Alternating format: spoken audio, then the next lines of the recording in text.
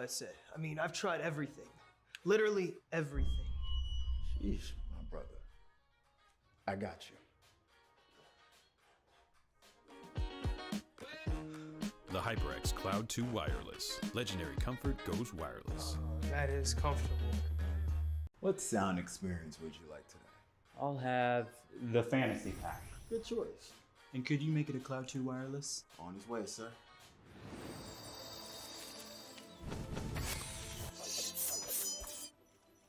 Sounds amazing. The HyperX Cloud 2 Wireless. Legendary comfort goes wireless.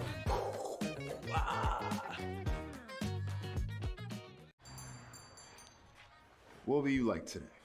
Another Cloud 2 classic? I'll stick with the usual. Maybe take a little bit off the sides.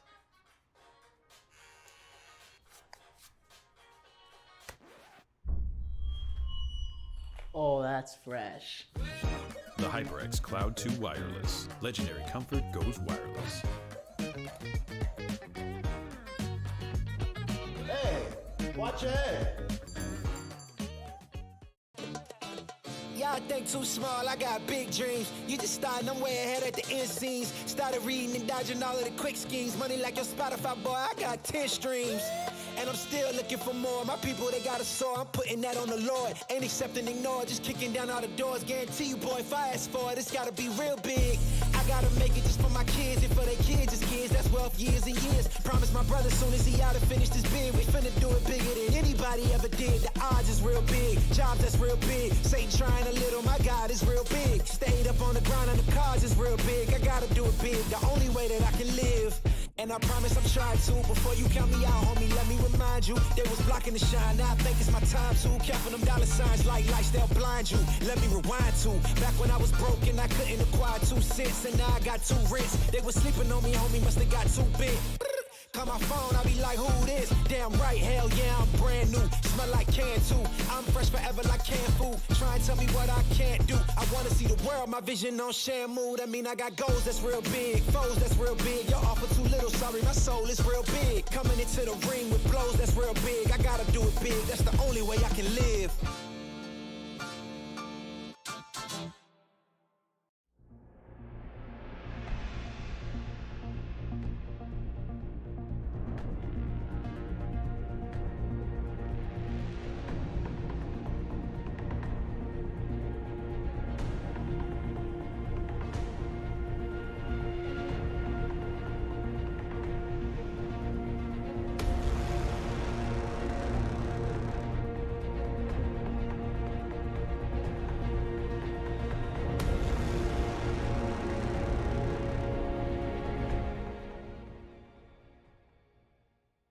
Ain't accepting, ignore, just kicking down all the doors. Guarantee you, boy, if I ask for it, it's gotta be real big. I gotta make it just for my kids and for their kids' kids. That's wealth years and years. Promise my brother soon as he out and finish this bid, we finna do it bigger than anybody ever did. The odds is real big, jobs that's real big. Satan trying a little, my God is real big. Stayed up on the grind on the cars is real big. I gotta do it big, the only way that I can live.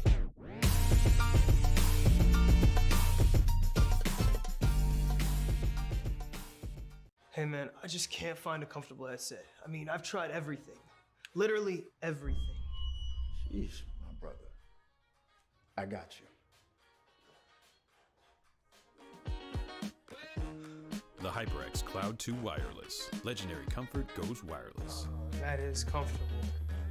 What sound experience would you like today?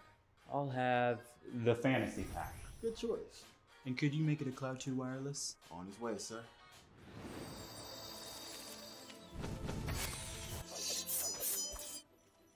Sounds amazing. The HyperX Cloud 2 Wireless. Legendary comfort goes wireless.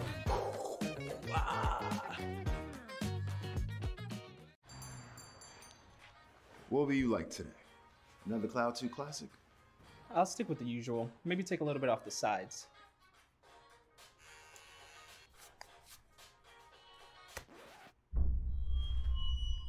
Oh, that's fresh. The HyperX Cloud 2 Wireless. Legendary comfort goes wireless. Hey, watch your head. Y'all think too small, I got big dreams. You just starting, I'm way ahead at the end scenes. Started reading and dodging all of the quick schemes. Money like your Spotify, boy, I got 10 streams.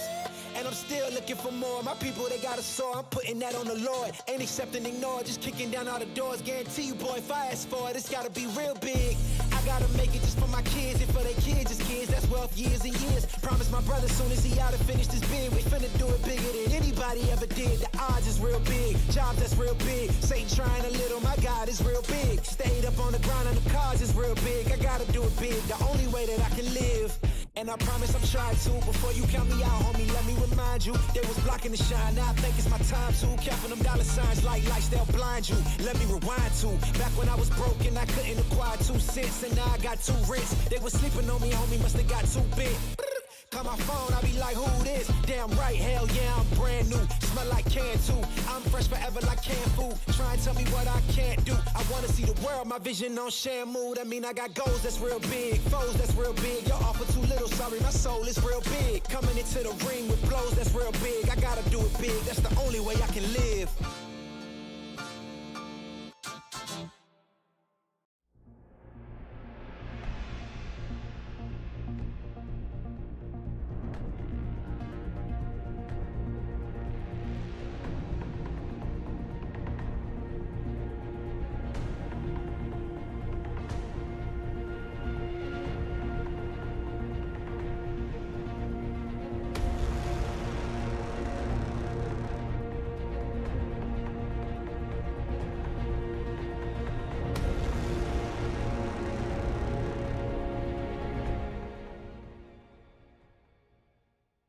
Ain't accepting, ignore, just kicking down all the doors. Guarantee you, boy, if I ask for it, it's gotta be real big. I gotta make it just for my kids and for their kids' as kids. That's wealth years and years. Promise my brother soon as he out and finish this bid, we finna do it bigger than anybody ever did. The odds is real big, jobs that's real big. Satan trying a little, my God is real big. Stayed up on the grind on the cars is real big. I gotta do it big, the only way that I can live.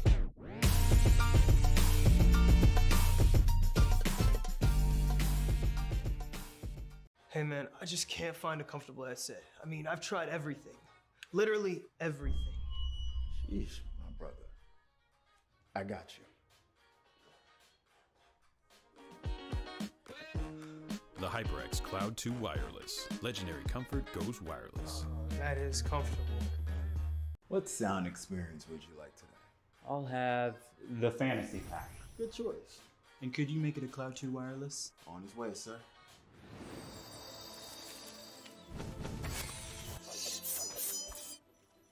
Sounds amazing. The HyperX Cloud 2 Wireless. Legendary comfort goes wireless.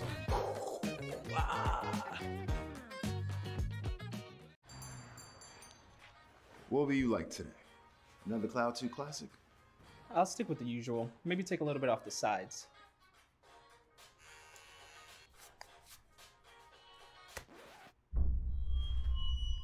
Oh, that's fresh. The HyperX Cloud 2 Wireless. Legendary comfort goes wireless. Hey, watch your head. Y'all think too small, I got big dreams. You just starting, I'm way ahead at the end scenes. Started reading and dodging all of the quick schemes. Money like your Spotify, boy, I got 10 streams. And I'm still looking for more. My people, they got a sore. I'm putting that on the Lord. Ain't accepting, ignore, just kicking down all the doors. Guarantee you, boy, if I ask for it, it's gotta be real big. I gotta make it just for my kids and for their kids' as kids. That's wealth years and years. Promise my brother soon as he out and finish this bid, we finna do it bigger than anybody ever did. The odds is real big, jobs that's real big. Satan trying a little, my God is real big. Stayed up on the grind on the cars is real big. I gotta do it big, the only way that I can live. And I promise I'm trying to. Before you count me out, homie, let me remind you. They was blocking the shine, now I think it's my time to. Counting them dollar signs like lights, they'll blind you. Let me rewind to. Back when I was broke and I couldn't acquire 2 cents. And now I got 2 rents. They was sleeping on me, homie, must've got too big. Call my phone, I be like, who this? Damn right, hell yeah, I'm brand new. Smell like can too. I'm fresh forever like canned food. Try and tell me what I can't do. I wanna see the world, my vision on Shamu. That mean I got goals that's real big, foes that's real big. Your offer too little, sorry, my soul is real big. Coming into the ring with blows that's real big. I gotta do it big, that's the only way I can live.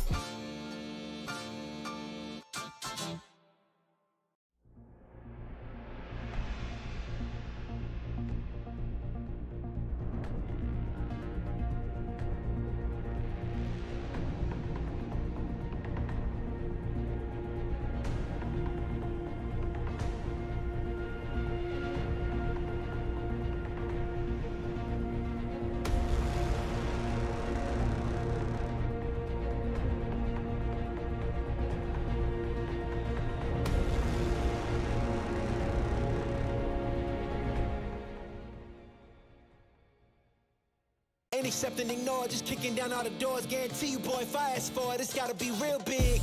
I gotta make it just for my kids and for their kids' kids. That's wealth years and years. Promise my brother soon as he out and finish this bid, we finna do it bigger than anybody ever did. The odds is real big, jobs that's real big. Satan trying a little, my God is real big. Stayed up on the ground on the cars is real big. I gotta do it big, the only way that I can live.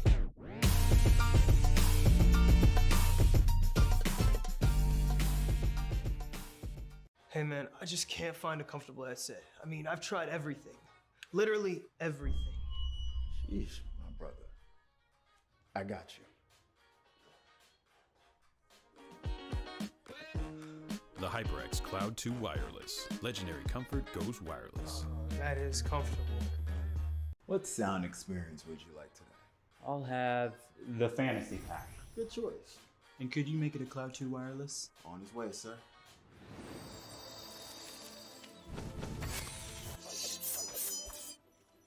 Sounds amazing. The HyperX Cloud 2 Wireless. Legendary comfort goes wireless.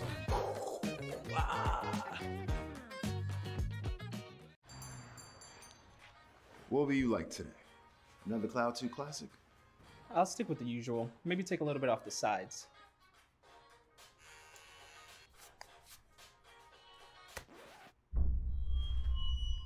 Oh, that's fresh. The HyperX Cloud 2 Wireless. Legendary comfort goes wireless. Hey, watch your head. Y'all think too small, I got big dreams. You just starting, I'm way ahead at the end scenes. Started reading and dodging all of the quick schemes. Money like your Spotify, boy, I got 10 streams. And I'm still looking for more. My people, they got a soar. I'm putting that on the Lord. Ain't accept and ignore, just kicking down all the doors. Guarantee you, boy, if I ask for it, it's gotta be real big. I gotta make it just for my kids and for their kids' kids. That's wealth years and years. Promise my brother soon as he out and finish this bid, we finna do it bigger than anybody ever did. The odds is real big, jobs that's real big. Satan trying a little, my God is real big. Stayed up on the ground on the cars is real big. I gotta do it big, the only way that I can live. And I promise I'm trying to. Before you count me out, homie, let me remind you. They was blocking the shine, now I think it's my time to. Counting them dollar signs like lights, they'll blind you. Let me rewind to. Back when I was broke and I couldn't acquire 2 cents. And now I got 2 rents. They was sleeping on me, homie, must've got too big. Call my phone, I be like, who this? Damn right, hell yeah, I'm brand new. Smell like can too. I'm fresh forever like canned food. Try and tell me what I can't do. I wanna see the world, my vision on Shamu. That mean I got goals that's real big, foes that's real big. Your offer too little, sorry, my soul is real big. Coming into the ring with blows that's real big. I gotta do it big, that's the only way I can live.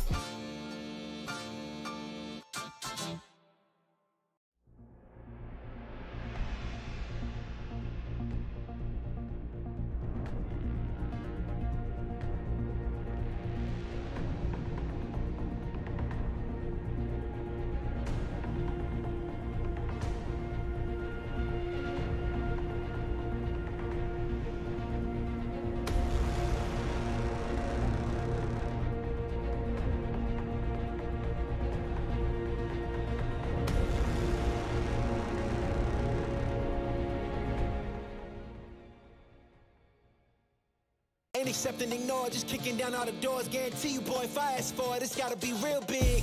I gotta make it just for my kids and for their kids' kids. That's wealth years and years. Promise my brother soon as he out and finish this bid, we finna do it bigger than anybody ever did. The odds is real big, jobs that's real big. Satan trying a little, my God is real big. Stayed up on the ground on the cars is real big. I gotta do it big, the only way that I can live.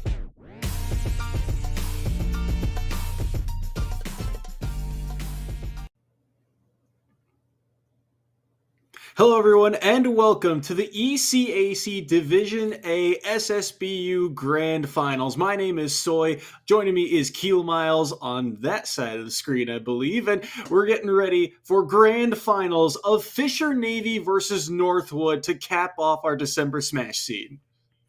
I couldn't be more excited. So there was a chance, just a chance, that we were going to see a double Fisher Grand Finals. As interesting as that could have been, it was Northwood who'd put a stop to Fisher White's run. And now, continuing their way through the bracket, we are going to see even more mayhem coming up. I'm personally very excited to see what these players bring to the table. Obviously, Northwood has had a very strong run so far, but Fisher is going to be the toughest challenge they ever could have faced. Yeah, I mean, this Fisher Navy squad, number 2 seed overall entering this bracket, but you look at their playoff run, they have just been stomping through the competition. Opening round, they beat Emory and Henry. And then the next round, they beat number 18 FAU Red. Number 7 seed, that St. Thomas Aquinas squad that we've known to make some deep playoff bracket runs, 2-0'd them. And then just last week, they get the 3-0 win over Pace Gold, the number 3 team in this bracket. But Northwood has kind of been that team of upsets. They've had to grind a little bit harder, but last week was their toughest challenge in the Fisher White squad, and that one got closer and closer, but they were able to come out on top. Yeah, and now looking at this, like looking at the lineup, I understand why.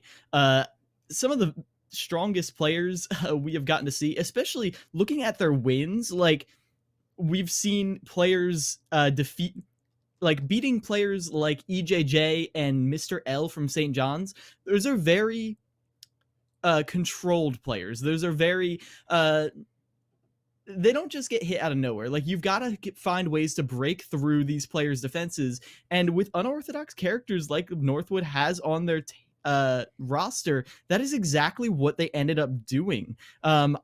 I mean, you witnessed it. I mean, we're going to see a little bit of it now as Frostbite is opening up against Tony Pajamas. This one's going to be fun to watch. Tony Pajamas, one of the key players of this Fisher squad. I mean, Fisher, so many of these players for this school and this program have that kind of pop-off potential. Tony Pajamas in particular has had some massive performances on the big stage. Frostbite's certainly going to have their hands full, but Frostbite also, I think for Northwood, if they are going to win this grand final, he has to have a pop-off day. Yeah, and we're seeing a very nice keep-away game from the side of Frostbite, not letting Tony Pajamas get any way in. Staying outside of the PK Fire burst range and now going off stage for an aggressive edge guard, but it's the ledge trap into a grab. Frostbite is watching for Tony's options, but Tony delays them all, and that gives Tony stage control. Taking away center stage, and now the platform is Tony's playground. Is this all they need? No jump, but Frostbite does recover.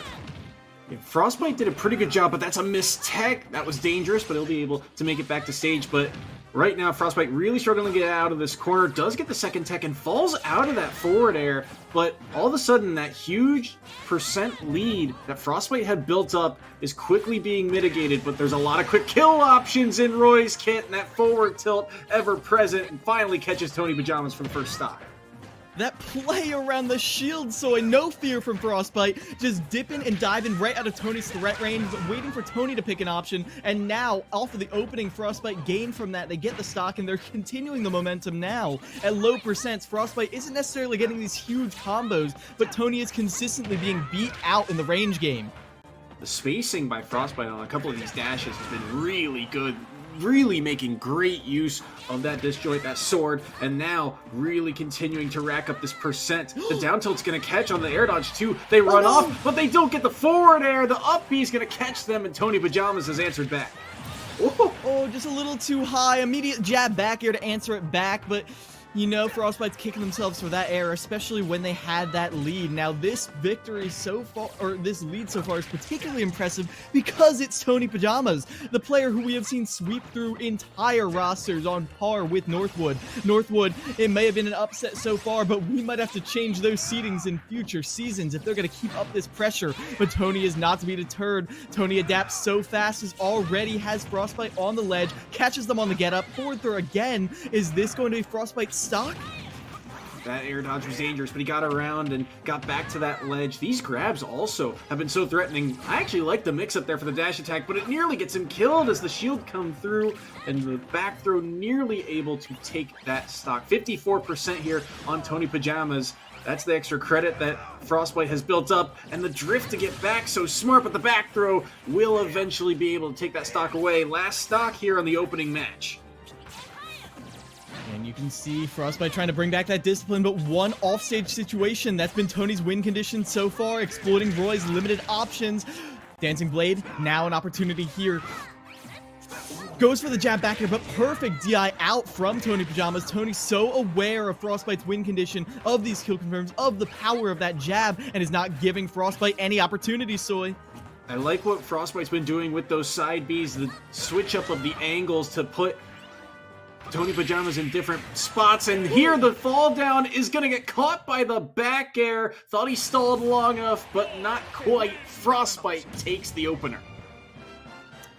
That right there is a very good sign if you're Northwood, and not just because you have the one stock advantage. You see, Fisher College has always been the adaptation team. They sometimes cut it a little bit close in the first round, and then they come back swinging, more than swinging in the second round, taking so many stocks. That's what happened previously. Fisher was pushed to last hit, last stock. Tony came back the next time, took 11 stocks in grand finals of a LAN not too long ago, CECC East. Here's the thing. Fisher White played Northwood last week, so they had the VOD, they had the information, they had everything they needed to take notes, to prepare, and yet still being completely ready for Frostbite. Frostbite was still able to take down Tony Pajamas, which is a very good sign in my book.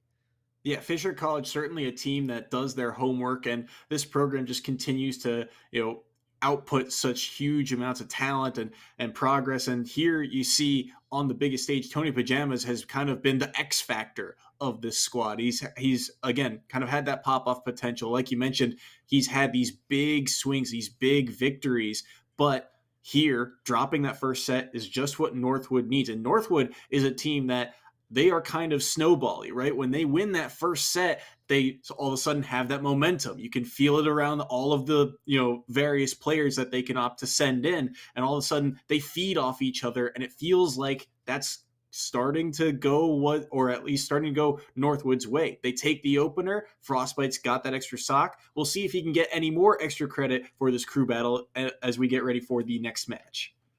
Yeah, and I'm already kind of pumped for this because Fisher has answers to literally everything that Northwood has in their roster. We've seen a tiny bit of their roster, only 3 players last time they were on stream, but what else do they have for us?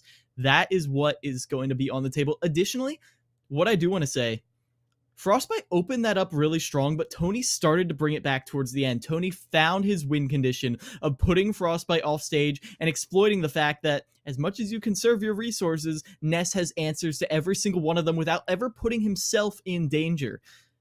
This time, is Frostbite going to have that same strong opening? Is Frostbite going to take some early stocks? Or is the Fisher representative going to be ready, going to be immediately swinging, exploit the same offstage weaknesses that we saw before, and even this up?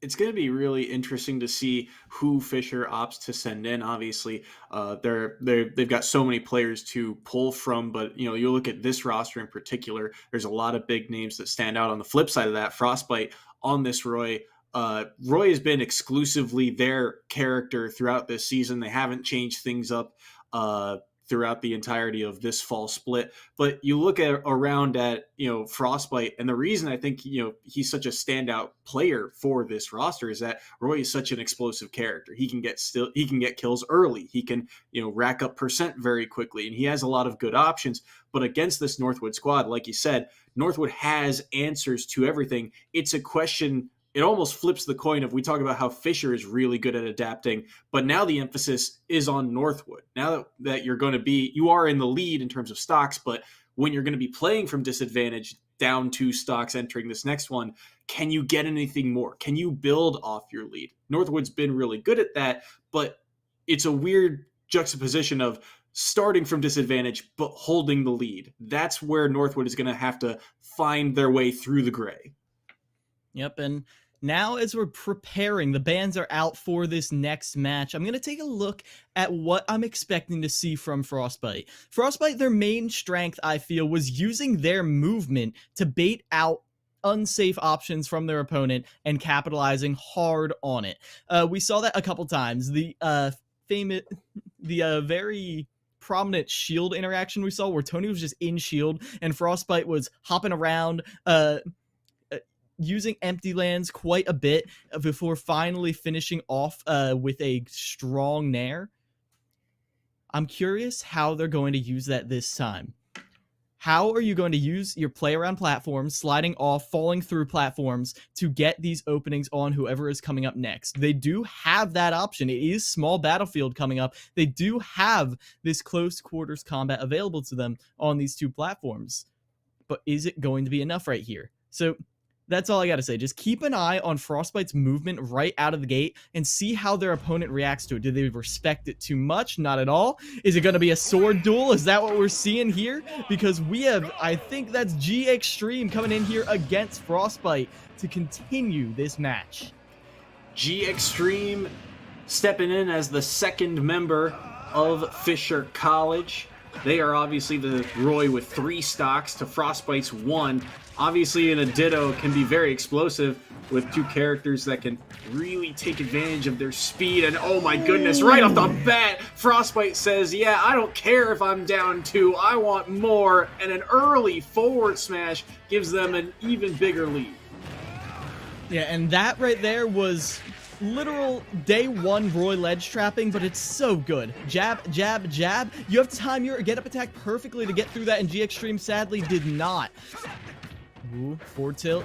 Knocks Frostbite away, but a well-timed neutral get-up. Frostbite is showing very good awareness of G Extreme's options, but then there's the same ledge trap all over again. We just saw this, reusing the same assets, lazy production value. But even so, even with that reuse, G Extreme will end up getting the jab forward smash ledge trap, and even though there is still a small lead for the side of Northwood, Fisher is fighting back. Fisher is, and they're interestingly enough, G Extreme is going to be locked in on that Roy, but you know, two stocks taken the same way. Anything you can do, I can do better. It feels like they're saying to each other here. Is G Extreme, the interesting thing that I've noted about G Extreme is that they've mostly gone Steve throughout the season. The Roy hasn't really been used all that frequently, but here they are stepping in, taking that first stock, and although they are down 1 entering this next set, G Extreme certainly no slouch of their own right. Yeah, certainly not. In general, I don't mind this switch up from them. I think Roy, I'm not going to say Roy is an easy character because he's not. Roy can get beat up hard off stage, which is why he was considered maybe just high tier for a lot of his lifespan before people really explored just how momentum based this character is, just how much his kill power can swing this matchup. Last week, we were talking about it a lot. Stray hit kill power was the buzzword last brought to the table. And that pretty much means that at any point throughout the match, if you just hit a random tap of a random move you weren't even intending to land, is that going to lead to a kill? For Roy, stray hit kill power is through the roofs. A landing aerial, a jab, a rising aerial, all of them can be converted to either massive damage or stocks in the right positions, as we saw there with that jab ledge trapping.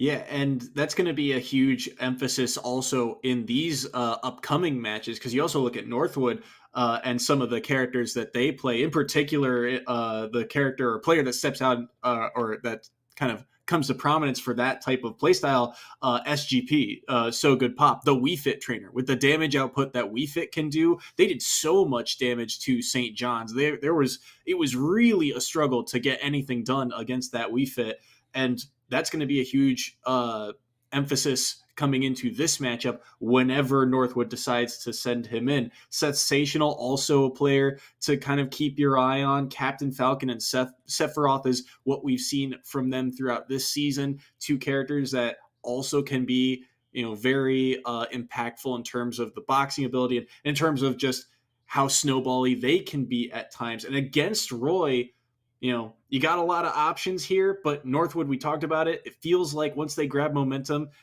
it is about keeping it going, and they usually find ways to extend it. They're still holding on to that lead, but G Extreme's Roy, Roy is a character that can pull off comebacks fairly quickly with that kind of quick kill power that they've got.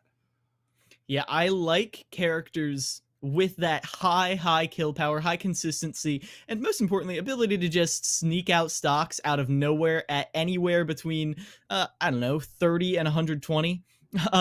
You will see Roy's sometimes, I don't want to say struggle to kill, because the thing about Roy, they have these early kill setups. They have these ledge traps with the jab back air, jab forward smash. But in the long run, Roy also just has massive kill power with the forward tilt, with the forward smash. So we'll see how that pays off as I hear the players getting into the match now. That is, well, a 1 stock lead for Northwood, but we'll see if they manage to hold on to that in this stage of the crew battle. Player number 2 for the side of Northwood, it's Copel on the King K rule. A gamble in their own right to send in a heavy, but one that could go very heavily in their favor if Copel plays it right. Roy versus King K rule once again on small battlefield. Yeah, and here's the thing about a good K rule. It's harder for them to get those stray hits, but as soon as they land, it's almost instant death for a good K rule. They get that reverse hit, 35% already tech situation, but Copel just not fast enough to cover that tech roll away, and that means we're going to see G Extreme, another neutral opening. They're bullying them away. No double jump right here. Has to recover very low. Those low recoveries, there's not too much G Extreme can do about it, and now they're being forced off stage. That down air, or sorry, back air, could be very devastating. Dash attack's nearly gonna kill. Love the runoff nair there, but he's able to sneak around it just in time. Spacing not on point, but there the up tilt gonna knock him away. Cannonball will connect there, catching the drift in. G Extreme down to their last stop. Yeah, an unexpected option right there because of the fall down. I don't think G Extreme was ready for the trajectory that cannonball took, but the Super Rubber does get Copel out of that extension, and now they're sitting on this side platform pretty as can be. Ooh, sent way far off stage. They reflect their own crown to avoid that simple edge guard, but a ledge regrab right here could be death. Unfortunately, G Extreme does not capitalize, and now they're the ones who are on the ledge, have to get around the ledge trapping. Ooh, double jab on shield. Really smart play there from Extreme along the ledge. They don't get a capitalization, but I like the play there. They just tried the mind game a little bit too hard along that ledge, but now they're really getting beat up for it. 62, and now they're able to get that jab back air. So 1 stock off of Copel, but I say this time and time about the heavies. They are meant for taking stocks, and right now Extreme is at very high percent going up against the heavy. That nair gonna knock them off stage once more. Low recovery, but the up B clips them through the stage, but the forward air is gonna knock them right back off. And Copel, he's feeling confident right now. Ledge trap on point, doesn't opt to fall through, and once again, these kind of odd options of the cannonball usage continuing to catch G Extreme and knock them off stage.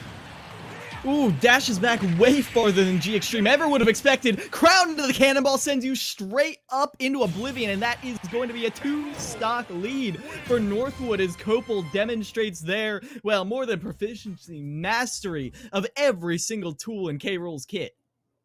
Huge win there for Copel to take down G Extreme, only dropping a stock in the process as well. That's a pretty solid lead that Northwood's now got for themselves here. The way these two have played, it's usually pretty close per player between sets, except for, I mean, Northwood, or sorry, I should say Fisher, they're known for these big swing victories, 9 points or 7-point leads. Now they're playing in these very tight, close sets that Northwood has kind of had to grind through like they have through their postseason run. It'll be interesting to see because now Fisher, they are the ones down 5 full stocks here. And that's going to be a lot to take against the Northwood squad that's still playing hot. Yeah, and Copel in particular, the fact that this K rule can clip you with 1 hit, do 50%, another hit and you're dead, that's 2 neutral interactions, and well, in theory, you can just not have that, and just avoid those neutral interactions altogether. That is going to be very difficult to do, but if I'm hearing this right, it looks like we have the final defender of Fisher coming in here. It's Sonics.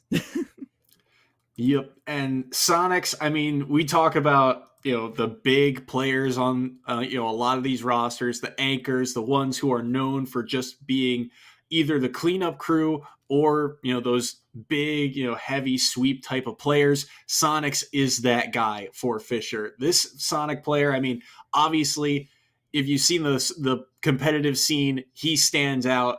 He's such a, a talent here. And Fisher, he's a huge reason why Fisher is undefeated this season and the number 2 seed. Every time Sonic steps into the ring, you go, oh boy, here we go again. How do we combat this Sonic? And in particular for K-Rool, how do you even lay a finger on him? Like, that's what I have. What I was trying to get at is the fact that any character, or most characters in the game with perfect movement can kind of just invalidate K-Rool as a character. K-Rool relies on you slipping up in your movement. Sonic's has the movement. Sonic has the movement like in his toolkit, and Sonic's is the master of it. I mean, if you've been keeping an eye out on Twitter, one of the Japanese rankings that just came out put Sonic's at 3rd in the world. Like, this is frankly dominance on a scale we have not seen. And the fact that Sonic's is now bringing it in here, I mean, he is the player who I feel like is favored in a 5-stock to 3 situation.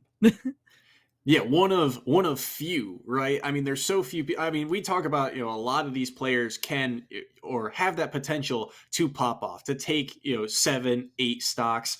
When you're down in a situation like this and you have to take the next 5, that is a tall task for anyone still. And yet Fisher continually, finds ways to be in the advantageous side of it because of players like Sonic's and their expertise, especially across, any matchup, right? Sonic is one of those characters that kind of does their own thing. They control the pace of a matchup. And going up against K-Rool typically, like you said, is more, well, I want to say trap based, but it's more like you said, they catch people's movement, right? They are good at punishing. So it's a question of how on point is Sonic's entering this match, and Sonic's has been on point all season. Anything Copel gets here is gravy. The question is, how much does he get? All right. How does Copel keep Sonic's out? How does Copel bait Sonic's in a way Sonic's doesn't actually want to go in? That's what I'm curious about. Because you can go in, invite Sonic in with a counter hit and then invite Sonic in to get a hit and then counter hit with one of your super armor moves. Ooh, gets a jab right there. Tech chase, follows the jump up. Right here, Copel hasn't overextended yet, but there's the grab. Lands with the Nair. Offstage situation. One good read right here. Nair ledge trapping. Nair into the grab. Uses that hit stun to extend, but goes way too deep. Able to get around their own crown, but there is a spin dash situation. Sonic goes way off stage, but Sonic isn't able to finish the kill quite yet. An SD from Sonic. That's huge. Ooh, good parry. Yeah, that SD so early in percent. I think he was only at something like 60 or so when he drops that first stock, but Sonic's now, you can see, playing very patient in terms of these edge guards, waiting for King K-Rool to throw out an option, and now you can see the chase down. Sonic's knows that he's up against it right now. He's got to find a way to take these stocks quickly, goes out for a potential edge guard, but has to be cautious. That neutral B could have been devastating. He's at 46 here. That Nair ledge trapping is so good, continually catching Sonic's and working on that percent right now. 56 on his second stock, and this rage that Copel has, does he survive the forward air? Yes, he does. Does he find another way back? The heavy survivability of this crocodile just continues to be a menace to Sonic's. This is the best K-Rool recovery I've ever seen in my life, Soy. How are they alive? After all of this, Copel goes for the trade and yet still hangs on. Sonic's, this is flowchart. You do not want to give them a single option where you are in danger. Finally, the back air will finish them off, but you've got to be sweating after Copel refused to give up after all of that. Lands with the Nair again. The counter hit puts Sonic's in disadvantage again, but throws that crown a little too high. Sonic's was able to slip underneath it. Now Sonic's is putting the pressure on, 64% already, and Soft Hit Hair doesn't connect this time, Soy. Dangerous spot here. Sonic's has to be really careful. 85%, and King K-Rool, we talk about heavies being able to take stocks. This is kind of that dangerous percentage where one good, strong hit will do it, and maybe a back throw from ledge with a little bit of rage will, and all of a sudden, Sonic's is on to their last stock here. It's last stock apiece. Copel at 82, but still, if Sonic's gets in, that chip damage could come online. The 2-hit projectile having the ability to clank and then hit with spin dash is huge. But if Sonic just goes right through the first hit and then finishes it off, we're not really going to see that often. I'm expecting Copel to go for another trade at some point, but they used up all their resources in the end. I don't know if they were going for some side B shenanigans and were caught in end lag. Either way, though, taking 2 stocks off of Sonic's is a feat that most players in this entire league have not achieved. Now this is 1 stock from Sonic's against 3 from Northwood. And still I'm scared for them. Understandably so. I mean, we've seen Sonic's, I mean, even when Northwood, doesn't have the most explosive of days, even when they have to, grind out a set a little bit more, or, they only take 2-3 stocks per player, it still seems that they find ways to, that anchor continually becomes cleanup crew. And Sonic's has been that guy time and time again. If they need, 2-3 stocks, Sonic steps in and says, okay, I've got this. 5 is a lot to play cleanup crew for, and now you're down to your last one. You got to take 3 off a Northwood squad that's still playing hot, playing with confidence. And Copel, I like what you said about, in terms of how the matchup played out, in terms of Sonic's getting in, but in a way that Copel was at least, it's like picking your poison, right? If Copel if Sonic's gets in, he can do less damage and maybe it'll trade, or a lot of damage if Copel picks the wrong option. And Copel did a really good job because everything felt like he had to do so much work. So many multi-hits from Sonic just continued to chip through that armor, but it's armor. It's a move that's being thrown out. So Sonic's is going to take something in return every single time. Copel played that very well to get Sonic's down to his last stock.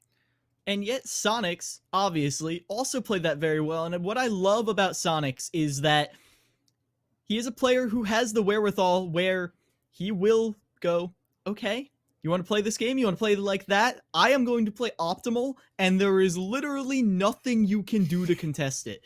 When they had Copel off stage, and oh, this could be bad. An explosive character right here from Sensational on the Falcon, but a very exploitable character too. But like I was saying, Sonic's had K-Rool off stage and just dropped the uppie over and over again for 3%. That is the length that Sonic's is willing to go. So if we see that again here against the Falcon, this could not be a pretty scene. Even in this situation, I have to favor Sonic's, and you might be about to see why. Let's see if Sensational can prove me wrong. Sensational has been really good on both the Sephiroth and the Falcon, but I do agree kind of with the Falcon pick. The problem is Sonic has been so good. Are we really about to see it fall here? Even 3 stocks to 1, but look at the combo game, and those up airs are going to be so devastatingly good. Sensational knows all they need is 1 stock here, and everything they get, they've got 3 chances to do it. Falcon's got pretty good kill power, but it's going to rely on a little bit of setup or catching a mistake. And so far, Sonic's has not made that many. He's only at 35, and already this Falcon is up to 104. The down B's going to clip, but not too much off the back of it. Yeah, it doesn't get much off of that edge trap situation. Sonic's just dancing right in front of them, spinning around, but Sensational has no answer for it for the time being. Throwing out a lot of moves, getting a lot of stray hits, but unable to convert those stray hits, even a falling upper at one point, into any more damage. It has just been that, and on a combo character like Falcon, you would hope that the plan here was get 1 hit and convert it into a kill, but we haven't seen that at all so far, Soy. Really difficult spot. Even there, fighting through the Raptor boost, and the down B, once again, not clipping, just barely out of range. That one clanking, but not any damage taken. Forward air's gonna land, and all of the hits find their mark, and all of a sudden, Sensational drops their first stock. Only 43% dealt to Sonic's here. That's not a whole lot, all considered. They're playing fantastic defense, and now the opening, look at this, 41 off of all of those up airs, the percent back to even, and still Sensational. That's the first hit they found on the second stock. They're looking for more, but the landing nair and all of that into the back air as well. Sensational really has to be careful here. But I worry here, we're seeing options that aren't even, potentially going to work. Gets the falling up air, but does not try to extend it into a combo. That double hit right there, 92%. Now 1 more stray hit will do it. Sonic's knows it, Sensational knows it. Goes way up into the air, tries to connect it, trades with that. 104% on Sonic's, but this is well within the possibility of a comeback. An opening here for Sonics. Look at the damage, 41 already onto this Captain Falcon. And Sonics has proven that once you get this Captain Falcon into the red, they are killable, but a misstep there. 116 now. A back air is going to land, but it's not enough. I feel like an up B along this ledge might be close enough, but a back air is going to land, and the forward tilt. Jump use. He's still able to grab that ledge, still in a dangerous spot. Maybe uppy out of shield, some kind of option to finish off this stock. What can Sensational find? Not putting yourself off stage. That's not how you do it, because you know Sonics does not let these win conditions drop. But a down tilt, is that it? No, Sonics holds on. Fisher, to my knowledge, has never lost a game. This would be their first. Can Northwood do it right here and now? One more option, one down tilt, and that's going to be it. A point on the board for Northwood. And even though Fisher has plenty of time to make this comeback, this is history made in the finals of ECAC. Huge win for Northwood there. They take the first set of this best-of-5 grand final. Huge turning point. And Sensational certainly looked shaky at times, but anyone's going to look shaky going up against Sonics. But the down tilts coming through, not a move we often see from Captain Falcons in terms of ways that you think about killing, but I think at the end of the day, we talk about those quick kill options, and that down tilt at that percent when Sonics is looking to jump around, make moves, maybe even catch him trying to input something and not DIing correctly, that down tilt was a very strong answer to clean up that set.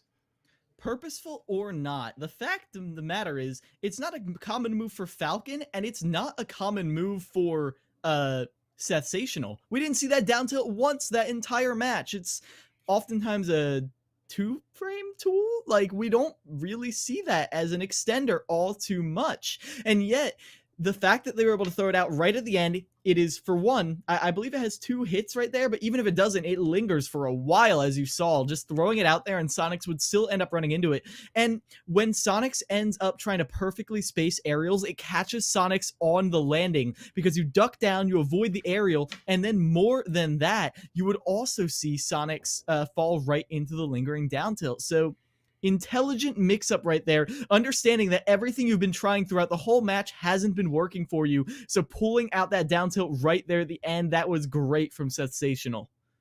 It got a little dangerous there for Sensational, though. Sonics did a really good job of exploiting the openings that they got. That second stock in particular, I mean, at 0%, after they take that first stock with the forward air, they find one opening, and then they just continue to juggle Captain Falcon. Even at the end of that stock, I believe they took it by trading down B with up air right off the top blast zone. So You're seeing Sonics, when they get these openings, they are on point. I mean, you talked about it in the previous match against Copel, right? The kind of mindset to say, okay, if you want to play this way, I can continue to play this way, and I'm not going to get overzealous, eager. I'm not going to be a little jumpy and try and make a play happen. I'm going to wait for you to make a mistake because I know how to punish it. And that's what you saw, especially early on in that set against Sensational, was Sensational would throw out something a little riskier, the down Bs, the side Bs, and shield, punish. It was that simple at times for Sonics, and that's how they got it very close, but at the end, just kind of ran out of runway.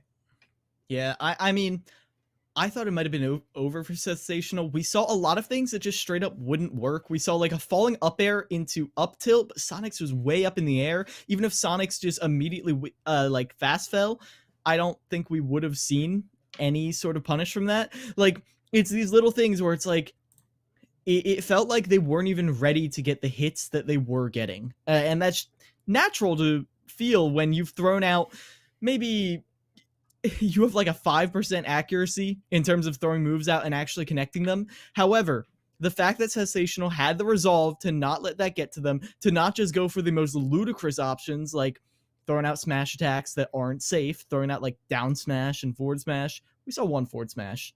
But either way, they didn't fall into that trap. They were able to use the tools they had available to them to catch Sonics in the end. Now, though, now we got to figure out where you go from here. You have one key answer to Sonics, and that is Copel opening it up right. Oh my gosh. Yeah, we have the picks coming out right here. It's going to be Copel and Sonics open it up in the run back. 3 stock versus 3 stock. This is their best chance of making a dent in Sonics. And I love this play from both of these schools. Fisher College saying, okay, Sonics, we know that was, a rough loss for you to take, but he's the player that's been playing the hottest today, so why not start him? See how much you can get off the back of it. And Northwood kind of reading the play here and saying, okay, you want to send in your anchor this early? Let's send in our best counter in this K-Rule and see what he can do. The guy who eliminated 2 stocks from him last time, we'll have to see what he can do here as the percent just barely favoring Sonics off the bat here.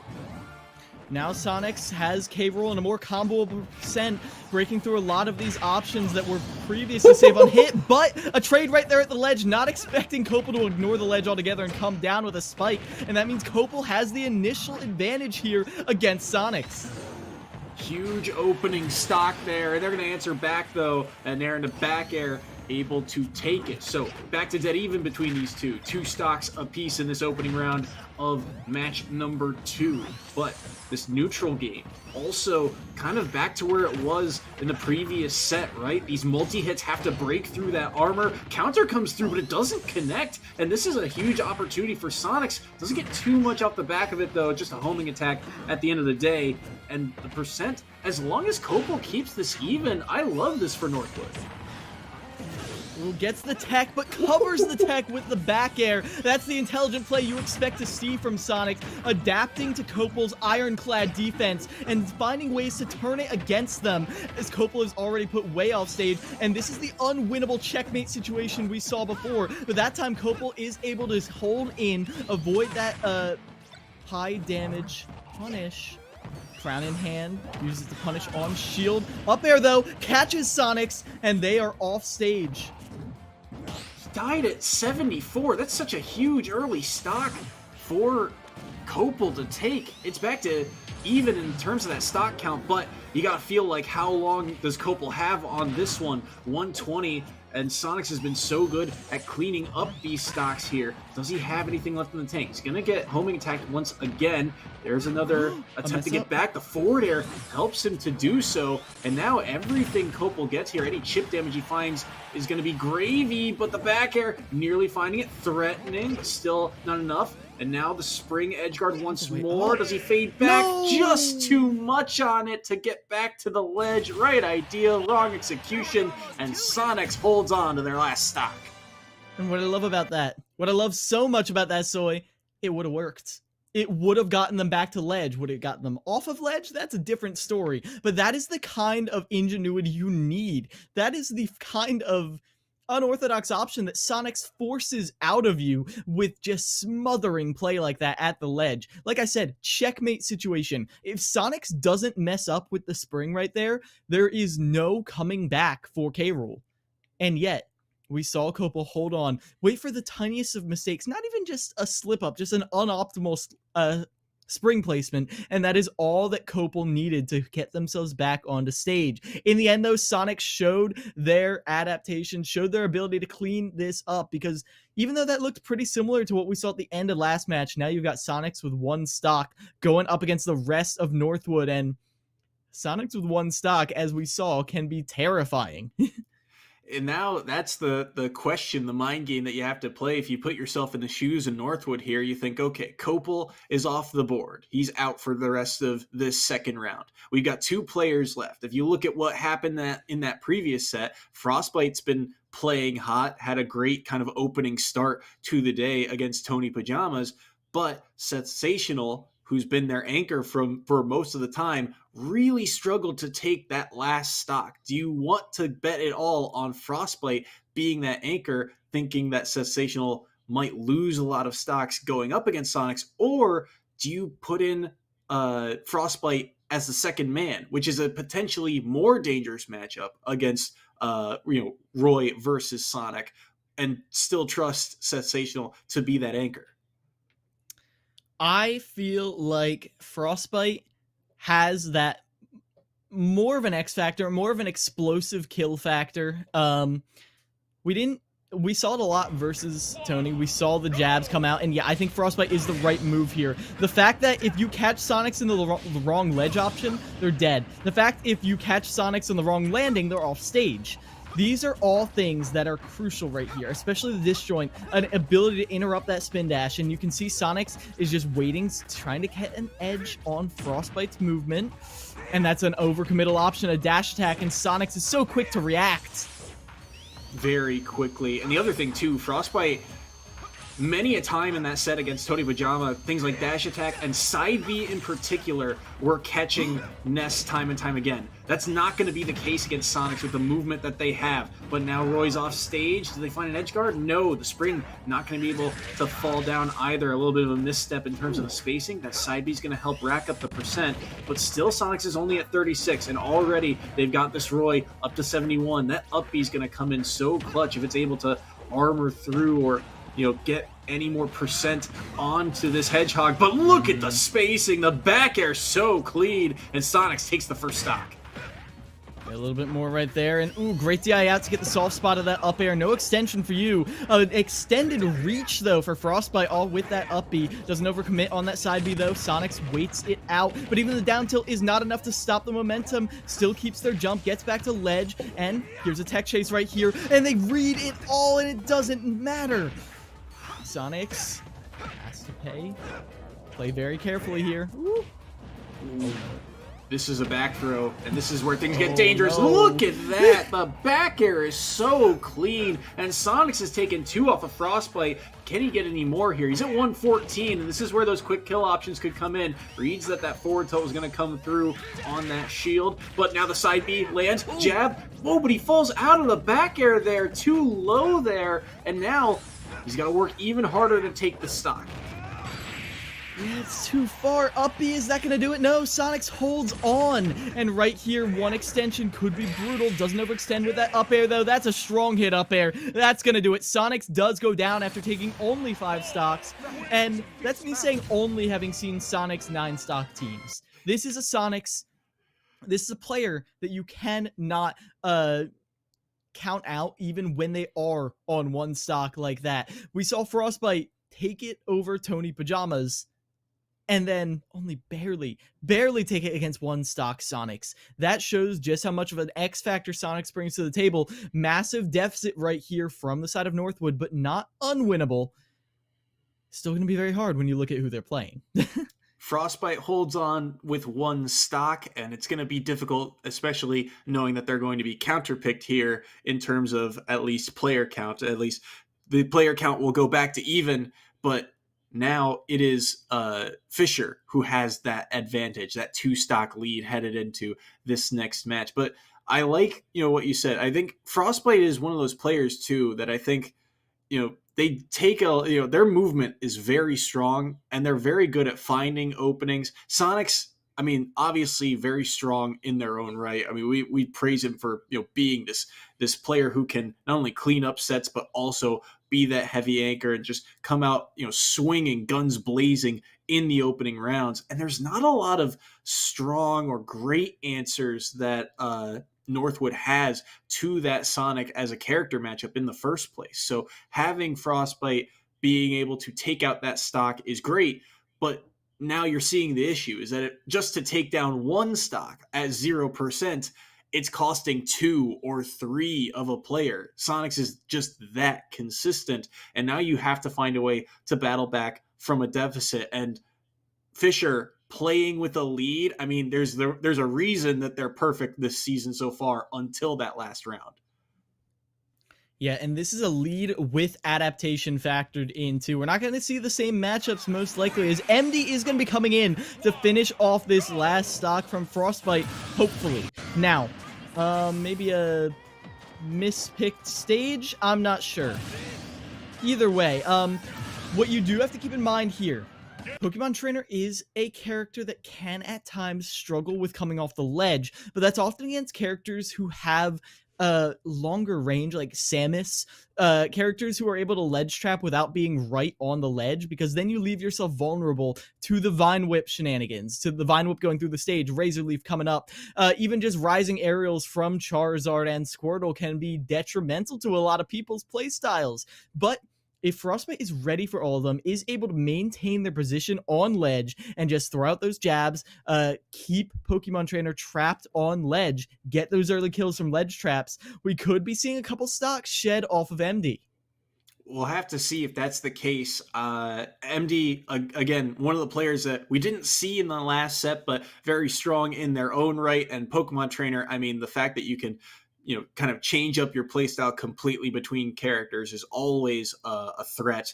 And certainly Frostbite's going to have their hands full here getting ready for this match. Let's see. Yep, it's going to be back to PS2. So hand warmers are done. 2 stocks off the board for Frostbite. Can MD take this cleanly? If they do, that's a massive lead for Fisher. Frostbite looking to try and equalize things. Can they do it here against MD's Pokemon Trainer? Ooh, overshoot right there doesn't pay off for Frostbite, and that gives MD an opening, and they're not going to drop that whatsoever. Catches the jump right there, but clipped by the up B. Nice spacing by Frostbite. Ooh. Gets back to stage, but then there's a down tilt. Now going for the kill with this Ivysaur. Playing around this platform is a terrifying thing to do, but an air tech chase, can you get anything more off of it? Just soft hits. 39%, not a lot right here with Frostbite is trying to secure a kill. This is a grab into the up air, and that's going to do it. Yep, that percentage and that lineup is just too strong. MD making quick work of Frostbite's third and final stock there. And the Squirtle pick doing a lot of the work, but Ivysaur, that was my big question mark. You mentioned it time and time again, the range that Ivysaur has, the hitboxes that Ivysaur has. It felt like that was going to be the portion of the game where it was going to be won or lost. Could MD take care of business with the Ivysaur, or would that be the window for Frostbite to get back into the game? Because once Charizard comes online, I mean, we're talking about a heavy Charizard with a lot of quick kill options. That's going to be really rough for Roy to deal with. But that Ivysaur, cleanly able to deal with Roy. Yeah, Charizard has the raw kill power, certainly, but Ivysaur has the kill confirms, kill setups. The fact that a single Razor Leaf is death. The fact that a grab was death at the end there with down throw up air. The fact that you had to respect the platforms because a single up air might as well cover the entire thing. That is what we saw Frostbite contending with as soon as they got caught out on the ledge. But how did they get on the ledge? That was the Squirtle play. The fact that the way that first interaction played out, Frostbite tried to overshoot an aerial, and that means they went a little bit farther than MD would have expected, but MD ran right past it. They both went for an overshoot, so they both just crisscross, swap positions on stage. MD had the speed to capitalize off of it, and that meant, and that one opening that they got led to that full 60% right there. That's exactly what you want from a Squirtle. One tap, 60%, go to Ivysaur, secure the kill. That is flowchart gameplay right there. And the fact that they were able to do that shows that they have mastery over all 3 of those archetypes.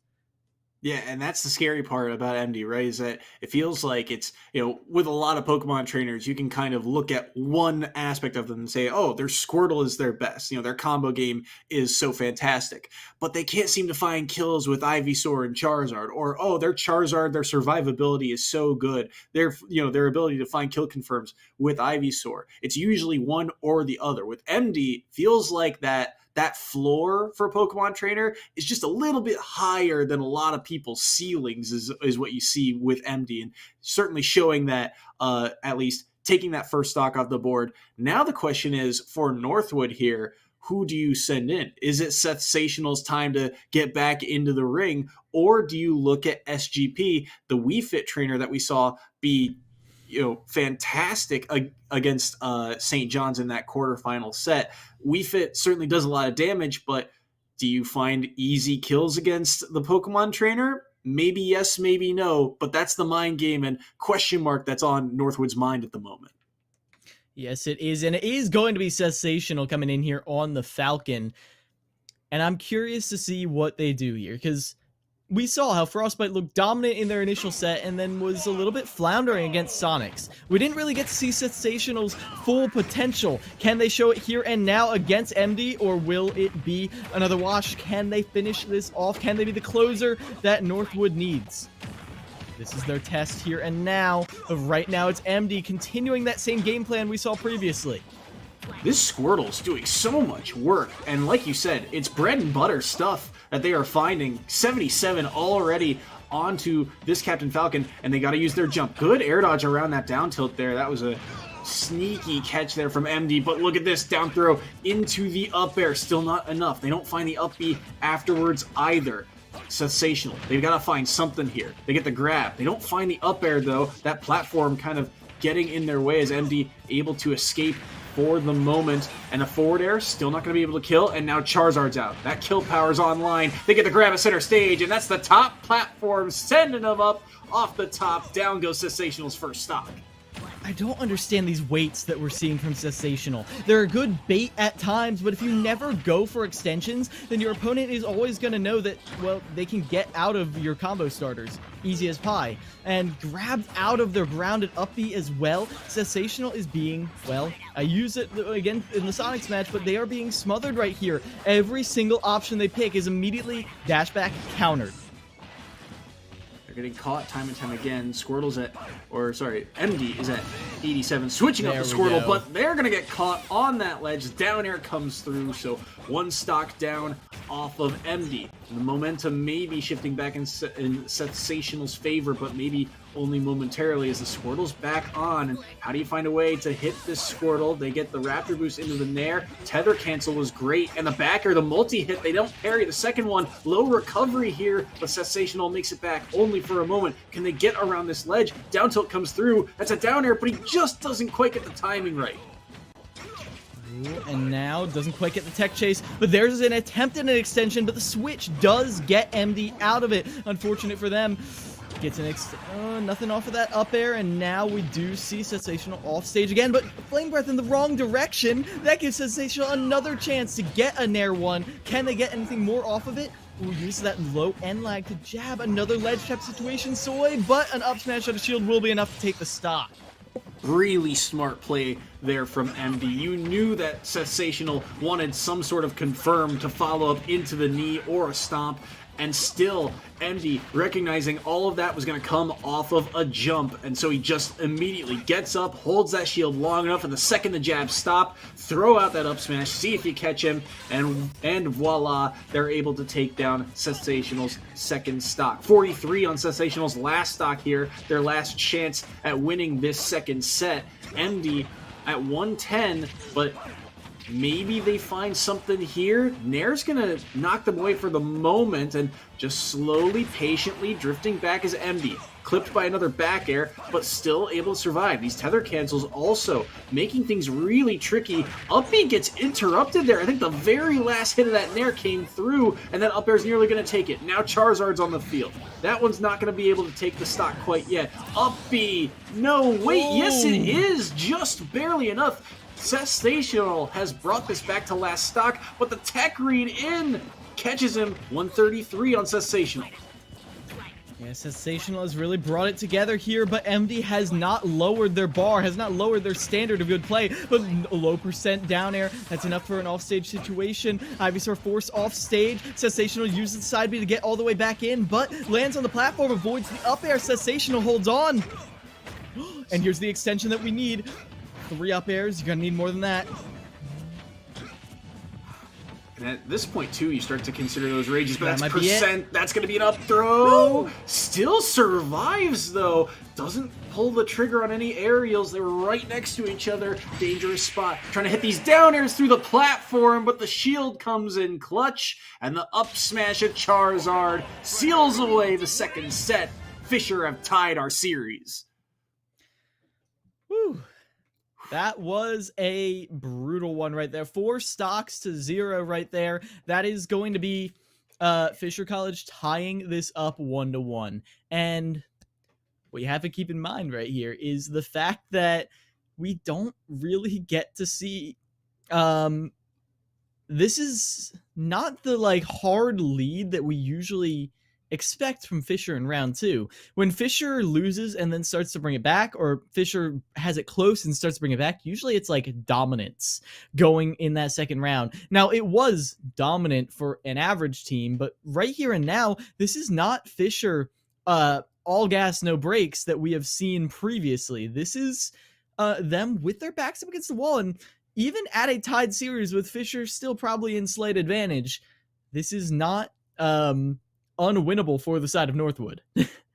Yeah, it's one of the first series, I guess, or however you want to put it, that Fisher has really had to grind out a lot of these sets. I mean, a lot of these games that you look at, right? A 4-point margin of victory is kind of the below standard for Fisher. They are typically just stomping teams. We're talking consistently wins by 7-8 stocks or so when they go up against, especially when you look at their schedule, a lot of those teams, they 2-0 them, and a lot of those wins are, by 5 points or 5 stocks at least. When you look at their playoff run, even, a lot of those set wins are, +5, +6, +7. But here against a Northwood squad, the question for Fisher coming in was, Northwood is a squad that when they win, it's often a little bit closer. So if it continues to be close, does Fisher have the resolve, to be able to continue to grind out sets? And we see it from Sonics, certainly, in terms of the experience that they have and, their ability to just play a little bit more patient in a lot of those sets, like Copel, for example, just continually, knowing kind of when to pull back and when they're allowed to be a little bit more freeform.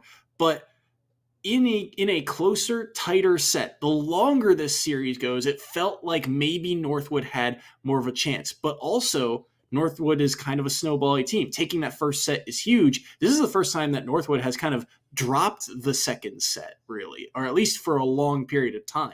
So you're in a weird kind of gray area for both of these teams, which makes this next round very interesting to watch. And my question here going into this third round, Copel and Sonics are the two players to watch because we've seen Frostbite, we've seen Sensational try their hand against Sonics. They both are only able to take down Sonics when they have 3 stocks and Sonics has 1. How do you deal with Sonics? How do you prevent Sonics from taking 5 stocks? That might be the win condition right there. The other win condition is find ways to beat the rest of them, the rest of the players on the side of find a way to beat the rest of the players on Fisher without those 5 stocks initially, but I don't know. I would love to see Copel have the chance to go up against players that aren't Sonics too, because I feel like Copel could get that lead that we need to see from them, especially because I feel like Sonics is starting to get the edge on Copel, even though it was very similar to what we saw in round 1. I feel like third time's a charm, and Sonics will probably only lose a single stock against Copel if they open up against each other. But if Copel is able to, take some key stocks of another player and then come in and take some stocks off of Sonics, I feel like that's their win condition right there. But you can't control the fact that if Sonics comes in first, Sonics coming in first is just the win condition right here, because I don't see why they wouldn't do that. I don't see why Fisher wouldn't do that. Yeah, I mean, it's one of those things where if it ain't broke, don't fix it, right? Sonics seems to have the number of everyone on Northwood's side, and that was the big question coming in. How do you deal with this Sonic player? And there's not an easy answer necessarily for the side of Northwood, because Sonics has so much experience that he's going to know generally what to do in all of those character matchups. So someone's got to go for a mix-up. And that's where I really liked Frostbite and the Roy in particular, is because you talked about it. Frostbite's got a little bit more of that X factor to his gameplay. He's a willing to take a few more big swings. And when you're going up against, the number 2 seed in grand finals, it almost feels like, what's the saying? Who dares wins, right? It feels like you got to be able to take some risks if you're going to come out on top and claim that crown at the end of the day. Someone's got to be able to find a way to read this Sonic. And I feel like Copel had the initial read, but that adaptability, that experience is starting maybe, like you said, to overwhelm that matchup. They got to find a way to keep things even and stop the bleeding. And I feel like Frostbite might be that guy. But to get to that point is the challenge. Do you hold Frostbite back? Because they typically like to lead with Frostbite. They often send Frostbite in as the second player, whereas they have no idea when Sonics is going to come in this matchup. He might open like he does here for the third set, going up against Copel. So a repeat of what we saw in set number 2. They said, we want this K rule against this Sonic, and this is what's going to play out. Do they have the answers the second time around? Oh, Sonics is not having a good time against these projectiles. Catches the air dodge, goes all the way down, but a ledge jump. Sonics doesn't get a huge lead off of it. Sliding off the platform too, ignoring the crown altogether to just go back in. Keep swinging. Sonics goes way low. Gets the 2-frame with the down air as well. 85% on Sonics. This is breathtaking from Copel right there to be able to keep this alive. Woo! Solid connections too on that edge guard. I mean, now, by the time Sonics got back on stage, he was at 80. Now he's at 126, and that neutral will be nearly able to catch him. What a grab! And that up tilt's gonna take it. What a snatch that was! My goodness, looking like Odell Beckham with the fingers there, catching him off guard. And all of a sudden, 88% here onto Sonics, onto Copel. Copel's now trapped at ledge, but he's able to get the crown and get back only for a moment. Forward air comes through, but the heavy crocodile survives, but not for long. The back air from distance, able to catch him. Okay, that is key adaptation right there from Sonics. We had seen Copel live ludicrously long at times, goes for the early stock right here, and you need an early one. Ooh, calls out the jump so hard from Sonics right there, makes him think that airspace is safe, and then takes it away. Dash attack at ledge, that was nearly a kill right there, Soy. And another option right here, tech chase, and they had the read, but get up attack right there, intelligent option from Sonics. Copel holding this lead. It's dangerous. These dash attacks, though, from Copel have been so good. It's often easy to forget, that dash attack has such good armor, but the Nair coming through, huge opportunity here. Went for the back air, risked it all, but he's able to get back, and the up air comes through. Sonics down to their last stock here, but maybe an opportunity the other way to even things back up. The crown's on stage, but look at Sonics. Now a chance here. Up B, the crown came back to him. Now, again, trapped in the cycle. The back air, we've seen Sonics, that's been his answer time and time again for those low recoveries, is knock him back into the stage, but that time around, messes up the spacing, and Copel's back, and now they're looking for extra credit. Oh, that was a great turnaround back air right there, but is it enough right here? As already Copel still holds onto this stock, rides the stage right up into that recovery. Crown off of ledge, gives Copel center stage. Sonic retreats to the platform, but the super armor is too much. Sonics gets caught by it again. I thought Sonics would be there with the adaptation. They definitely are, but Copel is managing to stay one step ahead. Oh, this is the first lead we've seen Copel have. We do also have to harp on that. Yeah, it's been a minute since we've seen someone have a lead on Sonics just in general, but that's stock. I mean, you're at a plus 100% differential here. You're in the red, and now you're looking at Sonics and going, you got to be very careful. That neutral B almost catching him. This is a lot of rage on a heavy character. They catch Sonics once. It could be their demise. 77% here. Crown back online, and they do not care. The armor continuing to save them time and time again. Do they find the heavy hit? The cannonball has to be shielded, but the dash attack fights through. How much belly armor does K. Rool have here? Another recovery. They have to find something here. Do they get back in? The jabs connect. 123. Surely another strong hit does it. Crown will knock them up. Cannonball used. Dash attack. They risked it all, but this could be the stock here. Forward throw. Still not enough. They're risking the edge guard. But the crown clips them once again. This is so much damage. Yeah, and then they're able to cover. They're picking up the crown right there. They get the command grab, and now they send the crown backwards. An unorthodox angle that does catch Sonics. They keep doing something different every single time. Different arrangements of all of these strategies. Catches the jump for the second time. 2 stocks taken like that, and that is 2 stocking Sonics. This is the biggest lead Northwood could ever have, Soy. Huge play from Kopel, a 2-stock victory. He's at 207 against one of the most experienced players in the ECAC. Incredible performance from Kopel there to take the lead for Northwood. And just, we were saying, you know, oh, I don't know about this matchup. Kopel seems to be kind of dropping off. It feels like it's scaling a little bit harder towards Sonics' favor. And all of a sudden, they give us that. Wow, huge performance from Kopel. And there were so many little things from that. Obviously, the biggest factor in that was the different arrangements of Kopel's ledge traps. Going up and down on that side platform, finding different ways to use your advantage right there, mixing up Sonics, making Sonics think they're safe to go for a jump and then throwing out the cannonball when they least expect it. However, there were so many times when Sonics got hit and you're like, what even hit Sonics? Or maybe if you saw what hit it, it's like, why did Sonics get hit there? Like, using Kopel uses K-Rool's bad frame data to bait people into options that they think they are safe, but then they have a trap set for them. My favorite one that I saw throughout the entire set was throwing out the crown before they go up for a juggle situation. They missed the up air. K-Rool's up air is infamously long in end lag. You throw up that up air, it's quick, sure, but then you're stuck in that pose for so long, and yet Kopel had the crown on the landing, so when Sonics went to punish the landing with a really hard punish, probably a smash attack or something, they get caught by the crown because Kopel understands that what they're doing deserves to be punished and lays a mousetrap right where you want to be to hit them.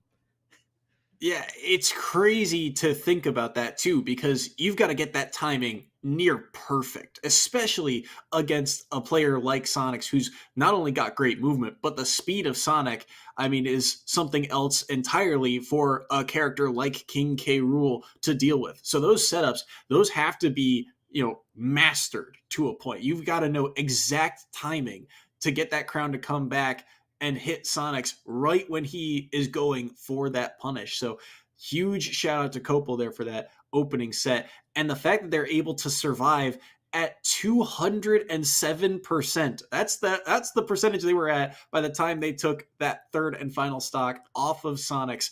Huge, because now that percent gets reset back to 0, and they're going to have 2 full stocks to deal with this next member of Fisher College.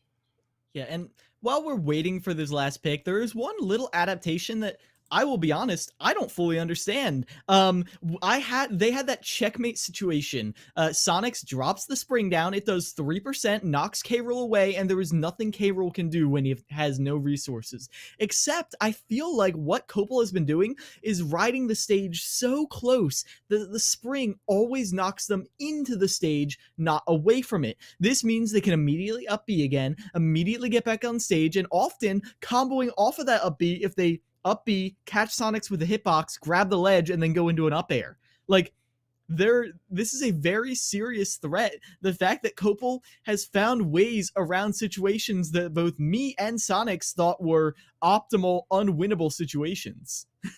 Yeah, it's huge. That's a huge point to watch because, again, we're going to have one more set at least after this, and that's going to be really difficult to play around now because Sonics, I mean, we talked about Sonics' resolve in those scenarios, right? The perfect ledge trap, right? The spring, just time and time again, is so threatening for that low recovery and still able to work around it. Slight misspacings on those back airs. It's a test of resolve. How much do you have in the tank? How consistent are you going to be after, an hour straight of trying to play perfect here?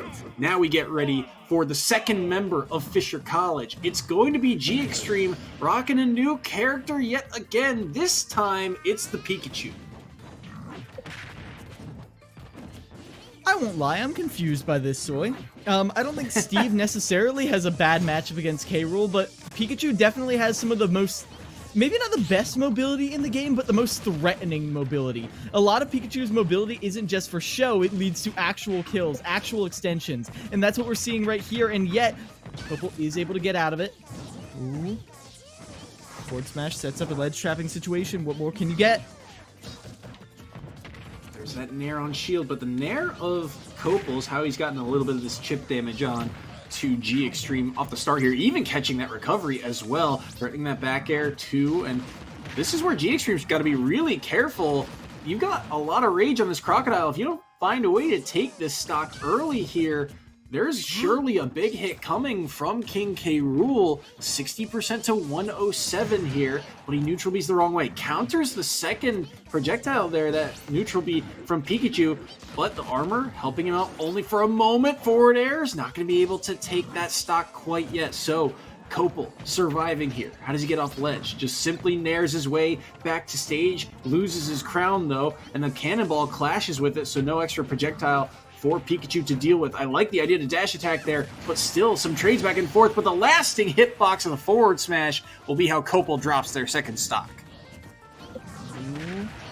And, well, this is Copal's place to lose right here. We did see in previous weeks that Copal was the answer to Mr. L on St. John's, but are they able to bring back that same magic we saw before? Ooh. Gets the reflect right here, but it's not enough. Here's the massive extension, but Copal, even though they escape it, G Extreme is able to keep it alive. There's that combo I was talking about, up B into up air. That setup has got to be real tight window to pull that off. Good parries coming through, but he's not able to punish. This is just such a hard rat to track down, but he gets the grab. That's the up tilt, and that will surely do it. Stock number 1 of G Extreme off the board. Copal still got their last stock here. Can they get anything more out of it? They don't catch the Pikachu rolling back in, though. They thought they'd roll behind them, but now look at this. The up airs are starting to land. What is this juggle from K. Rool? 63 right now onto the Pikachu. G Extreme's got to be real careful.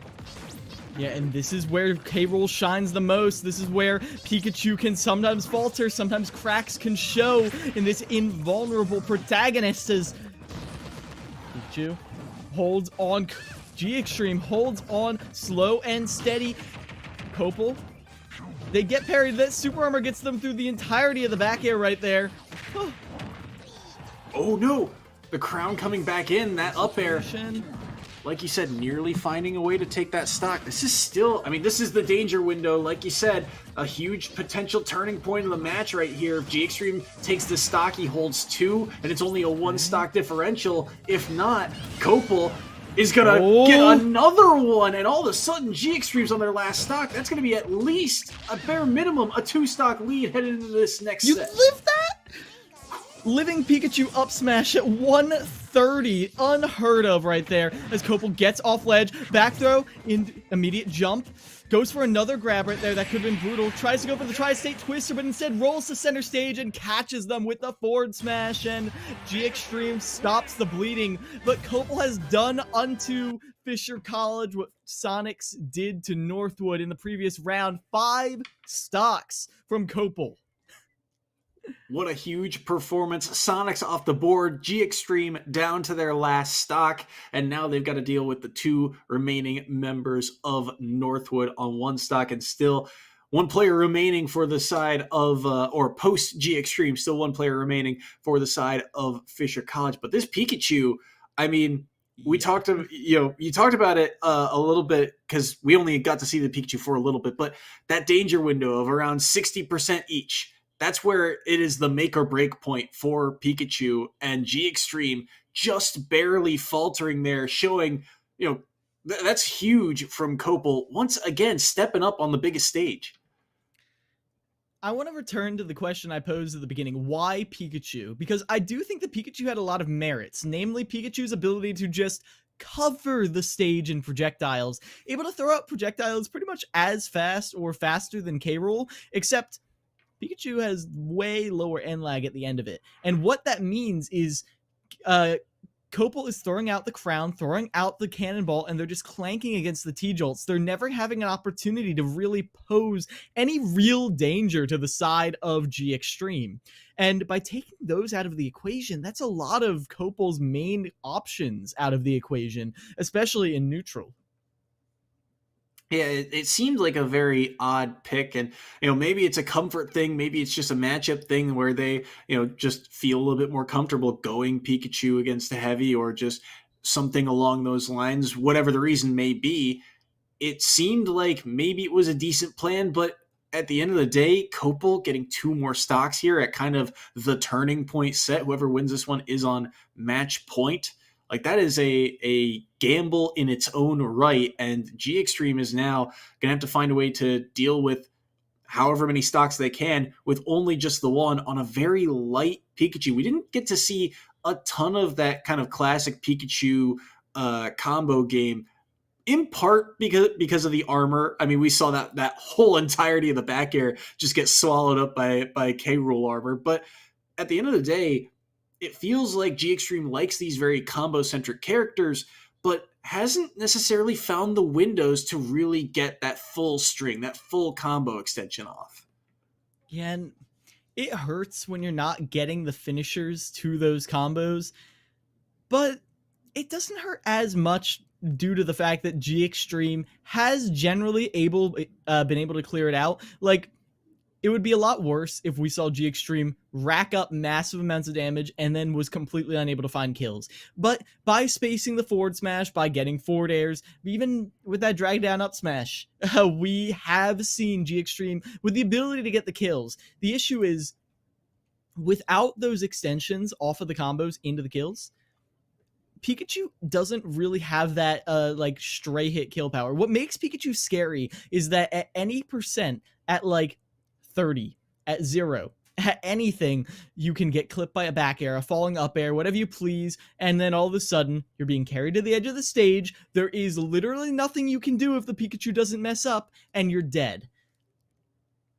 We haven't seen G Extreme able to get that same power, and even though Pikachu is still an incredibly good character, without that, it doesn't carry the same threat as other Pikachus do. So we do see Frostbite coming in here. Not necessarily a great matchup for Roy, but Frostbite does have that kill power. We'll see how this pans out here. Town and City, the stage selection here. A lot of space for G Extreme to work with, if that is the correct stage selection. But yeah, it looks like it is. We'll get this underway. 2 stocks off the board of Extreme. Frostbite only needs to take 1 to set Fisher to their last player. Or does G Extreme take advantage of this matchup? Because Roy, off stage, it's very exploitable. Look at the back airs here. Do they have their jump? Yes, they do. And they just barely up B back to stage. The down air caught G Extreme on the way back there. But these down Bs, they really want to find a way to take the stock early. Down throw into up air. 47% already. Catches the landing, but it's a lot of soft hits. Tech chase situation. It could have been at all, but Frostbite overshoots. Ooh. These are some dangerous spots here for Frostbite. This spacing is really important in a matchup like this, but they are throwing out just a lot of these hitboxes, and not a lot of them are landing. It's a very dangerous spot to be in, but these low recoveries are just barely helping out. Holding that side B for so long was so dangerous, and that neutral B, that T-Jolt, is going to be so difficult for Frostbite to deal with. Lasting hitbox of the forward smash, even clipping air dodge around, and they'll still be able to make it back to stage here, but you're in the red for both characters here. Huge stock for Frostbite and G Extreme. Dash attack, not able to take it. Edge guard, not going to be used here. Hold shield along that ledge once more, and we'll simply wait for one more mistake here between these two. Jabs not landing, roll behind, dash attack, still not enough. Back throw, still no follow-up. Soft hit of back air, but Pikachu will survive. Nair, oh my gosh, Nair sent it into the blast zone. I thought I'd never see it. The forward air, though, tried to trade with the Nair, and that leads to an SD. Unfortunate right there. G Extreme waits, reads the roll, but is not quite fast enough to punish, and now you're caught in the back air strings. Uh-oh. Good grab. Ooh, down air. Oh, I love the play from G Extreme. He wanted it all with that back air. If he got it, that was surely the stock off of Frostbite. G Extreme doing what he can to bring this back, but run up dash, or run up forward tilt, I should say, will take it. So Frostbite drops 1, but he puts Fisher College onto their last member. Frostbite right there catching on at the very end to a panic option from G Extreme. The roll when there's a long distance approach. We saw it twice. First, we saw Frostbite run at G Extreme from across the stage, and then wait a second, waited for the roll away, and then go for the forward tilt. That time G Extreme shielded it. But as you saw at the very end right there, all the way across the stage, so much time to pick an option. G Extreme, though, was in panic mode, in scramble mode. They fell back on the most base instincts, roll away. And that's exactly what Frostbite used to correct their mistake from before and finish the game. Yeah, huge play there from Frostbite to clean up that stock, because now in a matchup like that, I think you can kind of see why G Extreme is so liked by Fisher College, right? And again, in a volatile matchup, you got to be able to know when you can take those big swings, and they almost caught Frostbite very early. You saw right off the bat, that very first stock, they not only get that back air string to get them off stage, but they continue to follow them off stage with the forward airs. And then even when it seems like, okay, that's going to be the end of it, then they go for the down B spike. And then you saw that down B, that thunder come through time and time again. They were so careful about, just they would throw that move out, but it was about the looming threat of saying, hey, you have to be perfect in your recovery here, because if you mess up the spacing, if you mess up at all, I will be there and I will take your stock. And anything, and for G Extreme's point of view, anything he gets is gravy, because it gets him closer and closer to that tie. Yeah, and one last little compliment for G Extreme. We talked about how G Extreme wasn't getting these crazy extensions, early percent kills that make Pikachu a true top 3 threat.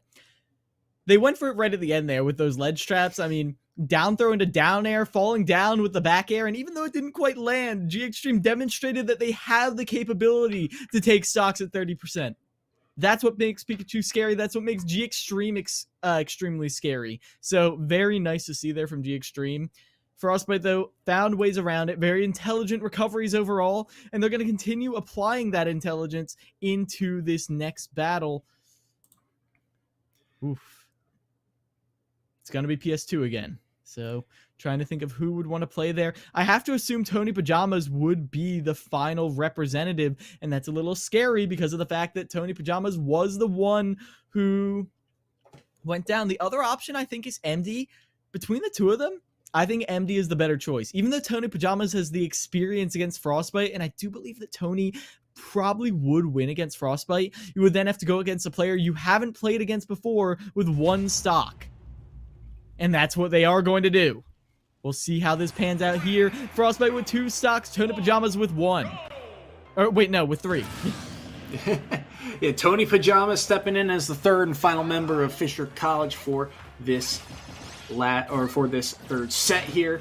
Can they find a way? It was very close when these two played in that opener of Grand Finals in the very first match. I believe it came down to, it was a 1-stock victory for Frostbite, but those percentages were both kind of, I think, low 70s or maybe mid 80s at the around that point. So it was very close the last time these two met, and you have that stock lead for Tony Pajamas to work with. And even here, you're seeing a percent lead on this opening stock between these two, but it's up to Frostbite to make some plays, and that's what he's been doing today. Look at this, the chase down, 84 right now. Not able to get that edge guard on the low recovery, but this might be the stock. Yes, it will. Budget cross slash comes through and takes the stock off of Tony Pajamas. It's back to dead even in stock count, but still 112 here on Frostbite. I don't know why, but like calling it budget cross slash does it a disservice. That move kills it like 40 at ledge. That was the okay, commenting on game again, that was the most brutal scream off the top I've ever heard. It's so visceral. Anyways, though, it does represent how you feel being clipped by Tony Pajamas, though getting stock off is already a great start. Forward air, hard forward air, sends Tony all the way off, goes for all with that forward smash, and the low end lag keeps Frostbite in this fight, clips Tony on the landing, not enough to do any real damage, but enough to stack on the fear. Back air out of that PK fire. What more can you get? He landed on the platform, but the up air did not catch him in time. Tony Pajamas just maybe a little bit slow to the play there, but Frostbite here, can they get something here on this last stock? Can they hold that 2-stock lead that they've been able to really hold throughout today's match, or at least throughout this third set. Forward tilt's not going to land. This is a back throw with the rage. Isn't enough. Yes, it is for sure. Tony Pajamas holds on to that second stock there, and now they've got a chance entering this third match. And up against Sensational, this is a little bit scary, especially given the fact that it was a, one stock victory last time for Frostbite. This time, Tony was able to win it out without only dropping one stock. That's already a great start. Now, we're going to see Tony with 2 stocks taking on most likely Sensational with 3, and that scares me because of the fact that Tony's edge guarding is phenomenal. The fact that Tony is able to bait you off stage with tricky recoveries that end up hitting you, like using the up B, grabbing ledge with it, but still hitting you with the projectile. The fact that Tony has been able to consistently hit those, terrifying prospect against a Captain Falcon. And I wonder, too, if this is the time that maybe, just maybe, Sensational decides to go Sephiroth instead. I feel like the Captain Falcon is the tried and true, so that feels like the play. But we have seen the Sephiroth in the past. I do agree, though. It feels like, in terms of play styles, this is going to edge towards Tony Pajamas. It's going to be in his favor, even though he is down a stock. And Sensational, though, time and time again, he's been in this anchor role. He's found ways to take stocks. Northwood, in their own right, has made a ton of these plays. But I got to give credit where credit's due to Northwood. And this is the interesting part, I think, of a series like this, not only for this grand final, but even the semifinals. There's a point where you see these teams, these players, they play each other for long enough that you start to see more heavy reads in terms of play style and what you can get away with. And I feel like this is that kind of threshold that we're crossing into. It's no longer about can you implement your game plan, it's about can you read your opponent. But here we go, Sensational on the Sephiroth, on Final Destination here for set number 3. I like the use of these forward tilts, staying right outside of Tony Pajama's threat range, but one threat you always have to consider is that diagonal PK fire. That is something that Sensational has so far had trouble dealing with. Shadow Flare on Tony Pajamas, though. They are able to absorb it, but it doesn't matter because of the fact... Oh! Tony fell right through that up smash. He was too close. Somehow, the small nest has snuck underneath that up smash, and that was huge. And now 93% here on Tony Pajama's second remaining stock. 101 now, but he gets the neutral beat. And Sephiroth, one of the lighter characters in this cast, surely if Tony Pajamas lands a strong hit, the Sephiroth could fall to their demise. But the forward tilts able to take it. The poke of this sword, Ness is infamous for struggling with sword characters, right? The poke of Sephiroth surely being made use of here by Cessation. Great linger off stage right there from... Oh, is that just no jump? No Caught jump? the double jump right there, and that was an anticlimactic stock, but it is a stock nonetheless. Tony Pajamas keeps things going. Get caught out by that anti-air right here. What's dangerous is Tony Pajamas needs... Oh my gosh, that's a double PK fire into a down air. Instant swing right here. And now Sensational has to make this perfect. But Tony has the momentum, has this ability. Catches the... What? That hitbox hit? Oh my mercy. That was so much percent. And now you're at 80% here if you're Sensational. And all of a sudden, the comeback feels real here for Fisher. They were down this entire set. And now Tony Pajamas has brought it back. They're in the percent lead here. But how do they find a way to take this stock? The neutral beat clips through and is able to get through that back air. That up smash is dangerous. Nair punish. But now, off stage, air dodge gets caught. That up air, no, not going to pull the trigger on it. Still trying to find a way back to stage here. Nair to get through. Doesn't find the sweet spot of that forward air, and he's able to air dodge around that grab. This is still dangerous for both these characters. That's a lot of rage. A potential grab, no. Doesn't pull the trigger on it. Now gets a grab, up throw, a chance to follow up, but the air dodge doesn't get scouted out by the up air. Dash attack to come through, and he'll die off the top. Tony Pajamas completes the comeback, and Fisher College are on match point. Oh... that right there was amazing play from Tony Pajamas. It was even all throughout that first stock, and then the second that Tony Pajamas had a little bit of momentum, he rolled it all the way to the end. Now, it is great to me to see that Sensational was able to put a stop to that momentum towards the end of that match, but it was a little too late. Sensational, a little bit of nerves, read air dodges, and then didn't actually throw out a move to punish them. And that is due to partially the fact that Ness has such ambiguous aerial drift at times. But overall, the comment I have to say, Northwood has played so good that we've been talking about Fisher College like they're a team that's carried by Sonics. Which isn't true. Yeah, objectively. Yeah. No, I completely agree. I mean, Sonics is a huge part of why they won, but by no means, there have been weeks where Sonics has not played, and they still continue to get +5 stock victories for Fisher College. So everyone on this Fisher College squad has popped off at one point or another this season, or had their kind of highlight reel match, highlight reel day. And here, Tony Pajamas, credit where credit's due, down a stock against Sephiroth on FD, able to bring it back, a huge swing there. And now Fisher College, they've taken back-to-back sets, and they're one set away from claiming the crown. Yeah, and that one set is coming up very soon. We are going to go to the briefest of breaks to make sure everything is ready for what could be the final set of ECAC, so don't go anywhere. We'll be right back after this break. Hey man, I just can't find a comfortable headset. I mean, I've tried everything. Literally everything.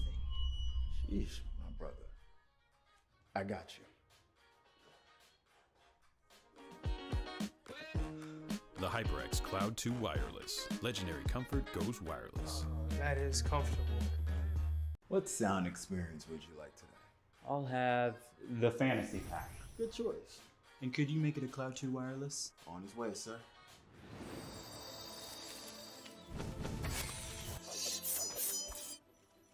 Sounds amazing. The HyperX Cloud 2 Wireless. Legendary comfort goes wireless.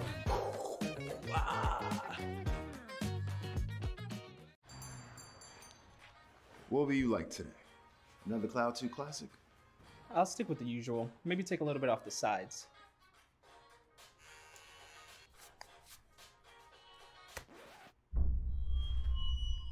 Oh, that's fresh. The HyperX Cloud 2 Wireless. Legendary comfort goes wireless. Hey, watch your head. Y'all think too small, I got big dreams. You just starting, I'm way ahead at the end scenes. Started reading and dodging all of the quick schemes. Money like your Spotify, boy, I got 10 streams. And I'm still looking for more. My people, they got a soar. I'm putting that on the Lord. Ain't accepting, ignore. Just kicking down all the doors. Guarantee you, boy, if I ask for it, it's gotta be real big. I gotta make it just for my kids and for their kids' kids. That's wealth years and years. Promise my brother soon as he out and finish this bid, we finna do it bigger than anybody ever did. The odds is real big. Jobs that's real big. Satan trying a little. My God is real big. Stayed up on the ground on the cards is real big. I gotta do it big. The only way that I can live. And I promise I'm trying to. Before you count me out, homie, let me remind you. They was blocking the shine, now I think it's my time to. Counting them dollar signs like lights, they'll blind you. Let me rewind to. Back when I was broke and I couldn't acquire 2 cents. And now I got 2 rents. They was sleeping on me, homie, must have got too big. Call my phone, I be like, who this? Damn right, hell yeah, I'm brand new. Smell like can too. I'm fresh forever like canned food. Try and tell me what I can't do. I wanna see the world, my vision on Shamu. That mean I got goals that's real big, foes that's real big. Y'all offer too little, sorry, my soul is real big. Coming into the ring with blows that's real big. I gotta do it big, that's the only way I can live.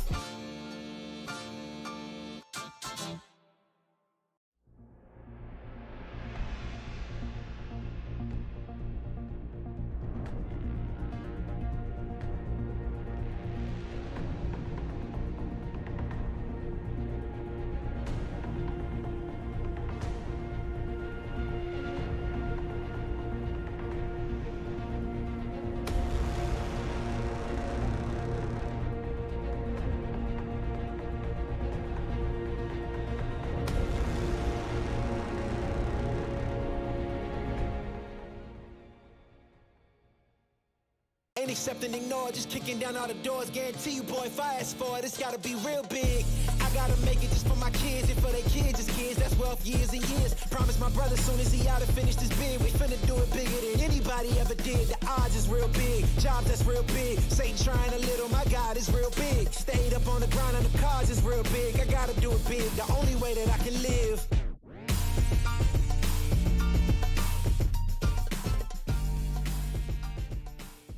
Hey man, I just can't find a comfortable headset. I mean, I've tried everything. Literally everything. Jeez, my brother. I got you. The HyperX Cloud 2 Wireless. Legendary comfort goes wireless. That is comfortable. What sound experience would you like today? I'll have the fantasy pack. Good choice. And could you make it a Cloud 2 wireless? On his way, sir.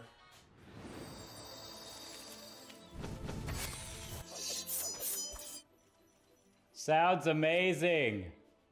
The HyperX Cloud 2 Wireless. Legendary comfort goes wireless.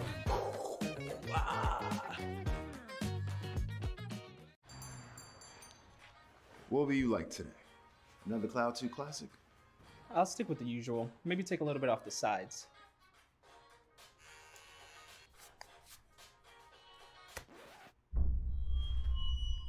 Oh, that's fresh.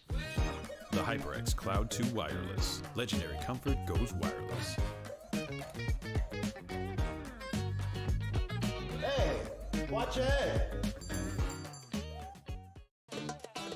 Y'all think too small, I got big dreams. You just starting, I'm way ahead at the end scenes. Started reading and dodging all of the quick schemes. Money like your Spotify, boy, I got 10 streams. And I'm still looking for more. My people, they got a soar, I'm putting that on the Lord. Ain't accept and ignore, just kicking down all the doors. Guarantee you, boy, if I ask for it, it's gotta be real big. I gotta make it just for my kids and for their kids' kids. That's wealth years and years. Promise my brother soon as he out and finished his bid, we finna do it bigger than anybody ever did. The odds is real big, jobs that's real big. Satan trying a little, my God is real big. Stayed up on the grind on the cars is real big. I gotta do it big, the only way that I can live. And I promise I'm trying to. Before you count me out, homie, let me remind you. They was blocking the shine, now I think it's my time to. Counting them dollar signs like lights, they'll blind you. Let me rewind to. Back when I was broke and I couldn't acquire 2 cents, and now I got 2 rents. They was sleeping on me, homie, must have got too big. Call my phone, I be like, who this? Damn right, hell yeah, I'm brand new. Smell like can too. I'm fresh forever like canned food. Try and tell me what I can't do. I wanna see the world, my vision on shamu. That mean I got goals that's real big, foes that's real big. Y'all offer too little, sorry, my soul is real big. Coming into the ring with blows that's real big. I gotta do it big, that's the only way I can live.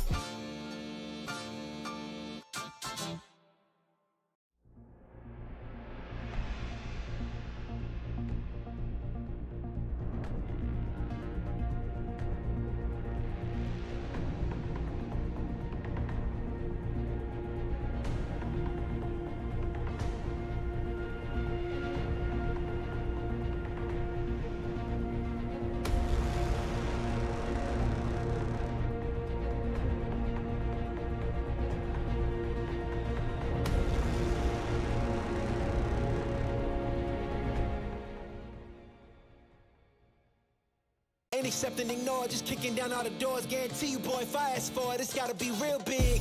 I gotta make it just for my kids and for their kids' kids. That's wealth years and years. Promise my brother soon as he out and finished his bid, we finna do it bigger than anybody ever did. The odds is real big, jobs that's real big. Satan trying a little, my God is real big. Stayed up on the grind on the cars is real big. I gotta do it big, the only way that I can live.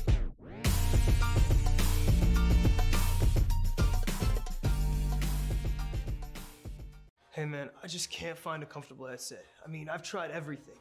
Literally everything. Jeez, my brother. I got you. The HyperX Cloud 2 Wireless. Legendary comfort goes wireless. That is comfortable. What sound experience would you like today? I'll have the fantasy pack. Good choice. And could you make it a Cloud 2 wireless? On his way, sir.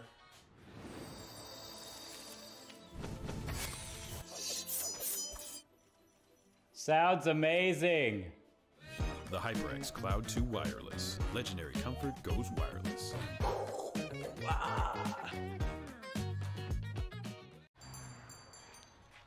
What will you like today? Another Cloud 2 classic? I'll stick with the usual. Maybe take a little bit off the sides.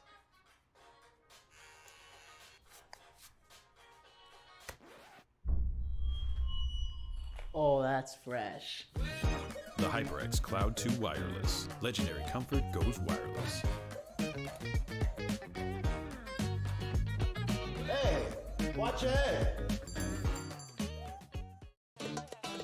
Y'all think too small, I got big dreams. You just starting, I'm way ahead at the end scenes. Started reading and dodging all of the quick schemes. Money like your Spotify, boy, I got 10 streams. And I'm still looking for more. My people, they got a soar, I'm putting that on the Lord. Ain't accepting, ignore, just kicking down all the doors. Guarantee you, boy, if I ask for it, it's gotta be real big. I gotta make it just for my kids and for their kids' kids. That's wealth years and years. Promise my brother soon as he out and finished his bid, we finna do it bigger than anybody ever did. The odds is real big, jobs that's real big. Satan trying a little, my God is real big. Stayed up on the ground on the cars is real big. I gotta do it big, the only way that I can live. And I promise I'm trying to. Before you count me out, homie, let me remind you. They was blocking the shine, now I think it's my time to. Counting them dollar signs like lights, they'll blind you. Let me rewind to back when I was broke and I couldn't acquire 2 cents. And now I got 2 rents. They was sleeping on me, homie, must have got too big. Call my phone, I be like, who this? Damn right, hell yeah, I'm brand new. Smell like can too. I'm fresh forever like canned food. Try and tell me what I can't do. I wanna see the world, my vision on Shamu. That mean I got goals that's real big, foes that's real big. Y'all offer too little, sorry, my soul is real big. Coming into the ring with blows that's real big. I gotta do it big, that's the only way I can live.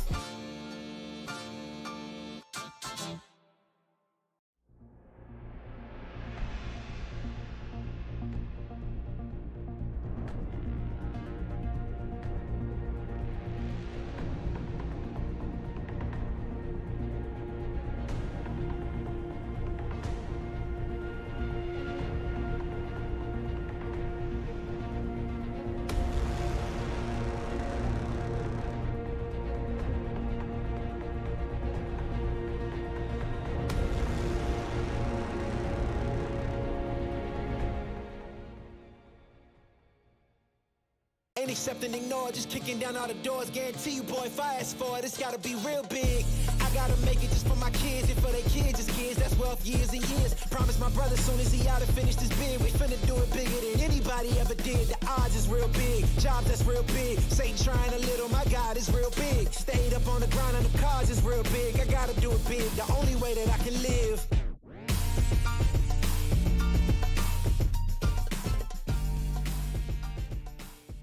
Hey man, I just can't find a comfortable headset. I mean, I've tried everything. Literally everything. Sheesh, my brother. I got you. The HyperX Cloud 2 Wireless. Legendary comfort goes wireless. That is comfortable. What sound experience would you like today? I'll have the fantasy pack. Good choice. And could you make it a Cloud 2 wireless? On his way, sir.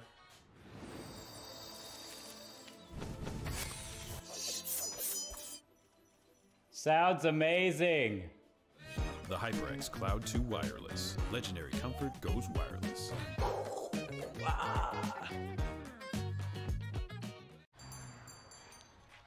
What will you like today? Another Cloud 2 classic? I'll stick with the usual. Maybe take a little bit off the sides.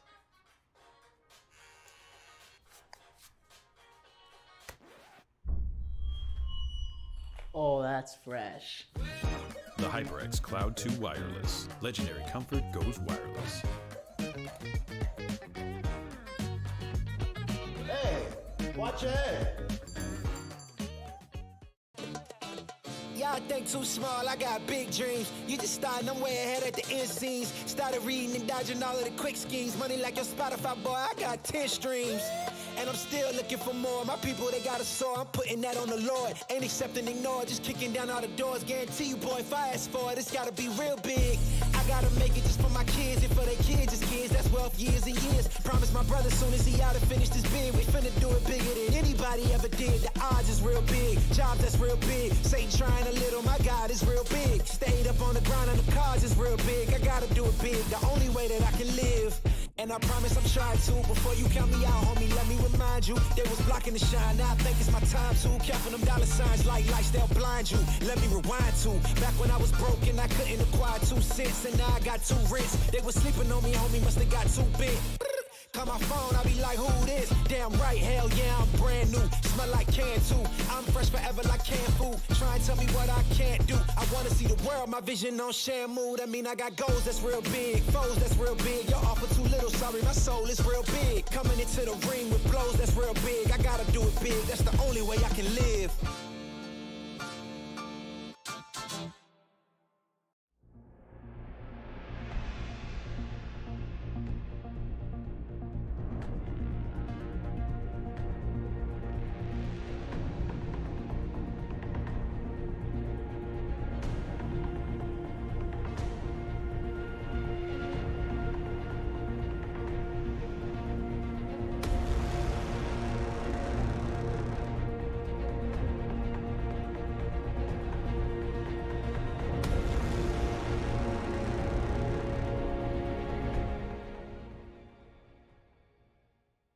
Ain't accept and ignore, just kicking down all the doors. Guarantee you, boy, if I ask for it, it's gotta be real big. I gotta make it just for my kids and for their kids' as kids. That's wealth years and years. Promise my brother soon as he out and finished his bid, we finna do it bigger than anybody ever did. The odds is real big, job that's real big. Satan trying a little, my God is real big. Stayed up on the grind on the cars is real big. I gotta do it big, the only way that I can live.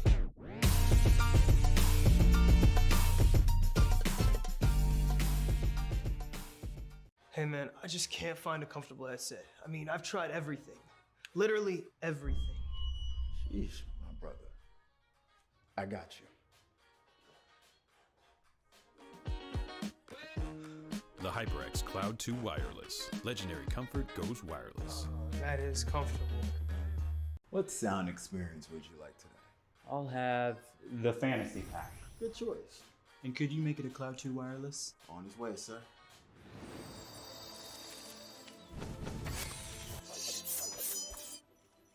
Sounds amazing. The HyperX Cloud 2 Wireless. Legendary comfort goes wireless.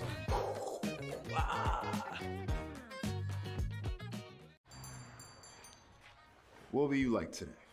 Another Cloud 2 classic? Hello, everyone, and welcome back to Grand Finals of the ECAC Division A. We are getting ready for set number 4 between Northwood and Fisher College. Picks and bans are over and done with, and we are getting ready for some more SSBU action. This is going to be an interesting set. Again, Fisher College on match point after a comeback victory in the last moments of that third set.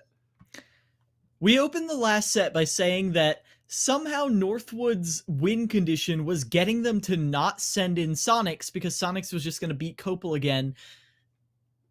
Our bad. Copel somehow managed to beat Sonics. Not somehow, beat Sonics in a fairly dominant I mean, not super dominant, but for Sonics, 2-stocking Sonics in any context is kind of insane. Especially after Sonics had already played them twice. Their adaptation was just that far ahead. So, Sonics is actually taking a step back from the opener position, as we do have G Extreme coming in here. G Extreme was the opener to the K Rule last time. Now, with only 1 stock, we did see Copel take 2 stocks from G Extreme. But this is G Extreme who is ready, who is practiced, and this is the same G Extreme who did knock out Copel in the previous round, albeit with some battle damage of their own. Is it enough now to send in G Extreme to finish off this K Rule, or will Copel get just a massive opening once again? That is the question as we get ready for this 4th and potentially final set if Fisher College are able to secure the win in this final crew battle. But I think we're at an interesting point. I kind of mentioned this at the end of that last series that now these players, I mean, they've probably been doing some warm-ups for a little while, and now they've gone against each other. This will be the 4th time in a row now. Both of these players, both of these teams know each other pretty well, have a pretty good sense of how each other now wants to play. So I'm expecting an explosive fourth series of just a lot of not only just good solid mechanics, but solid heavy reads that we see. Northwood has been a little bit more daring in a couple of their plays, but it's been players like G Extreme on this Pikachu, which we see again from that third set here to enter in against Copel. G Extreme was willing to risk a few more plays, willing to be a little bit more of an aggressor. Got punished for it a little bit more frequently against Copel, but that playmaking ability is going to be so impactful here in this fourth set. Counters out of there, but still the up air string continues, gets the spike, but too low of a percent for it to matter all too much. Now, in the previous match, we saw that G Extreme's Thunder Jolts disabling Copel's projectiles was such a huge caveat for Copel's game plan. Can they find an answer this time? At the moment, it feels like G Extreme is able to play this range game, catches the neutral get up with a fully charged forward smash, and it's still not enough, Soy. Still not enough, and just barely air dodging around there too. That was huge. Up throw, not going to lead to too much, and G Extreme will be able to make it back to stage as well. G Extreme playing this very good right now, crossing up King K. Rool many a time, and Copel has not really had a solid punish. He's got these counters on these T-Jolts. The projectiles aren't nearly as threatening this time around because of the space that G Extreme has to work with. Even there, armoring through the back air, but not able to get anything to punish off the back of it. Has to recover low here. He's at 153. Has to recover high now off of the missed ledge grab, and the forward air will still be enough to take that opening stock. And immediately G Extreme's game plan is rock solid against the K. Rool. Copel is struggling to find any ways, to even set up any of their textbook ledge traps. Pikachu just has ways around it, and you can even get Pikachu off stage. You saw them go for a shield grab right there, and Pikachu did not let them. Instead, G Extreme gets 74 off the lightning loops.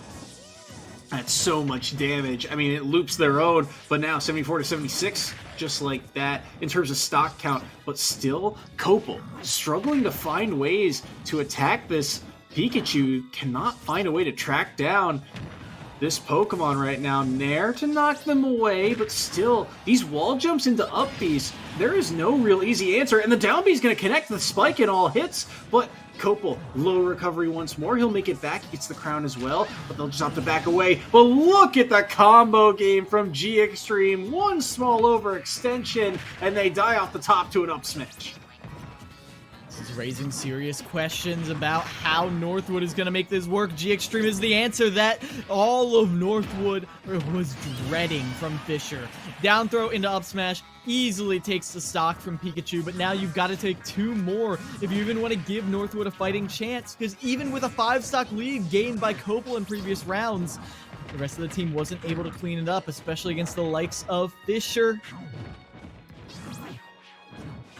Almost a solid hit of back air there. Forward air doesn't come through, but these nairs along the ledge have always been dangerous. Oh my, Copel really eager to try and bring this one back with that potential back air spike, but hasn't had a whole ton of success with it. Did get one very much earlier in the day. The crown connects there. That's some good damage, and now you do start to worry about this stock a little bit for G Extreme at 80%. Doesn't catch a jump there with that cannonball, and all of this percent now really starting to rack up onto Copel. 84 once again. Doesn't get the drag off there with the neutral B, and all of a sudden, back air is going to land, and this is still a tricky spot, but the counter comes through. That's a huge stock for Copel to take.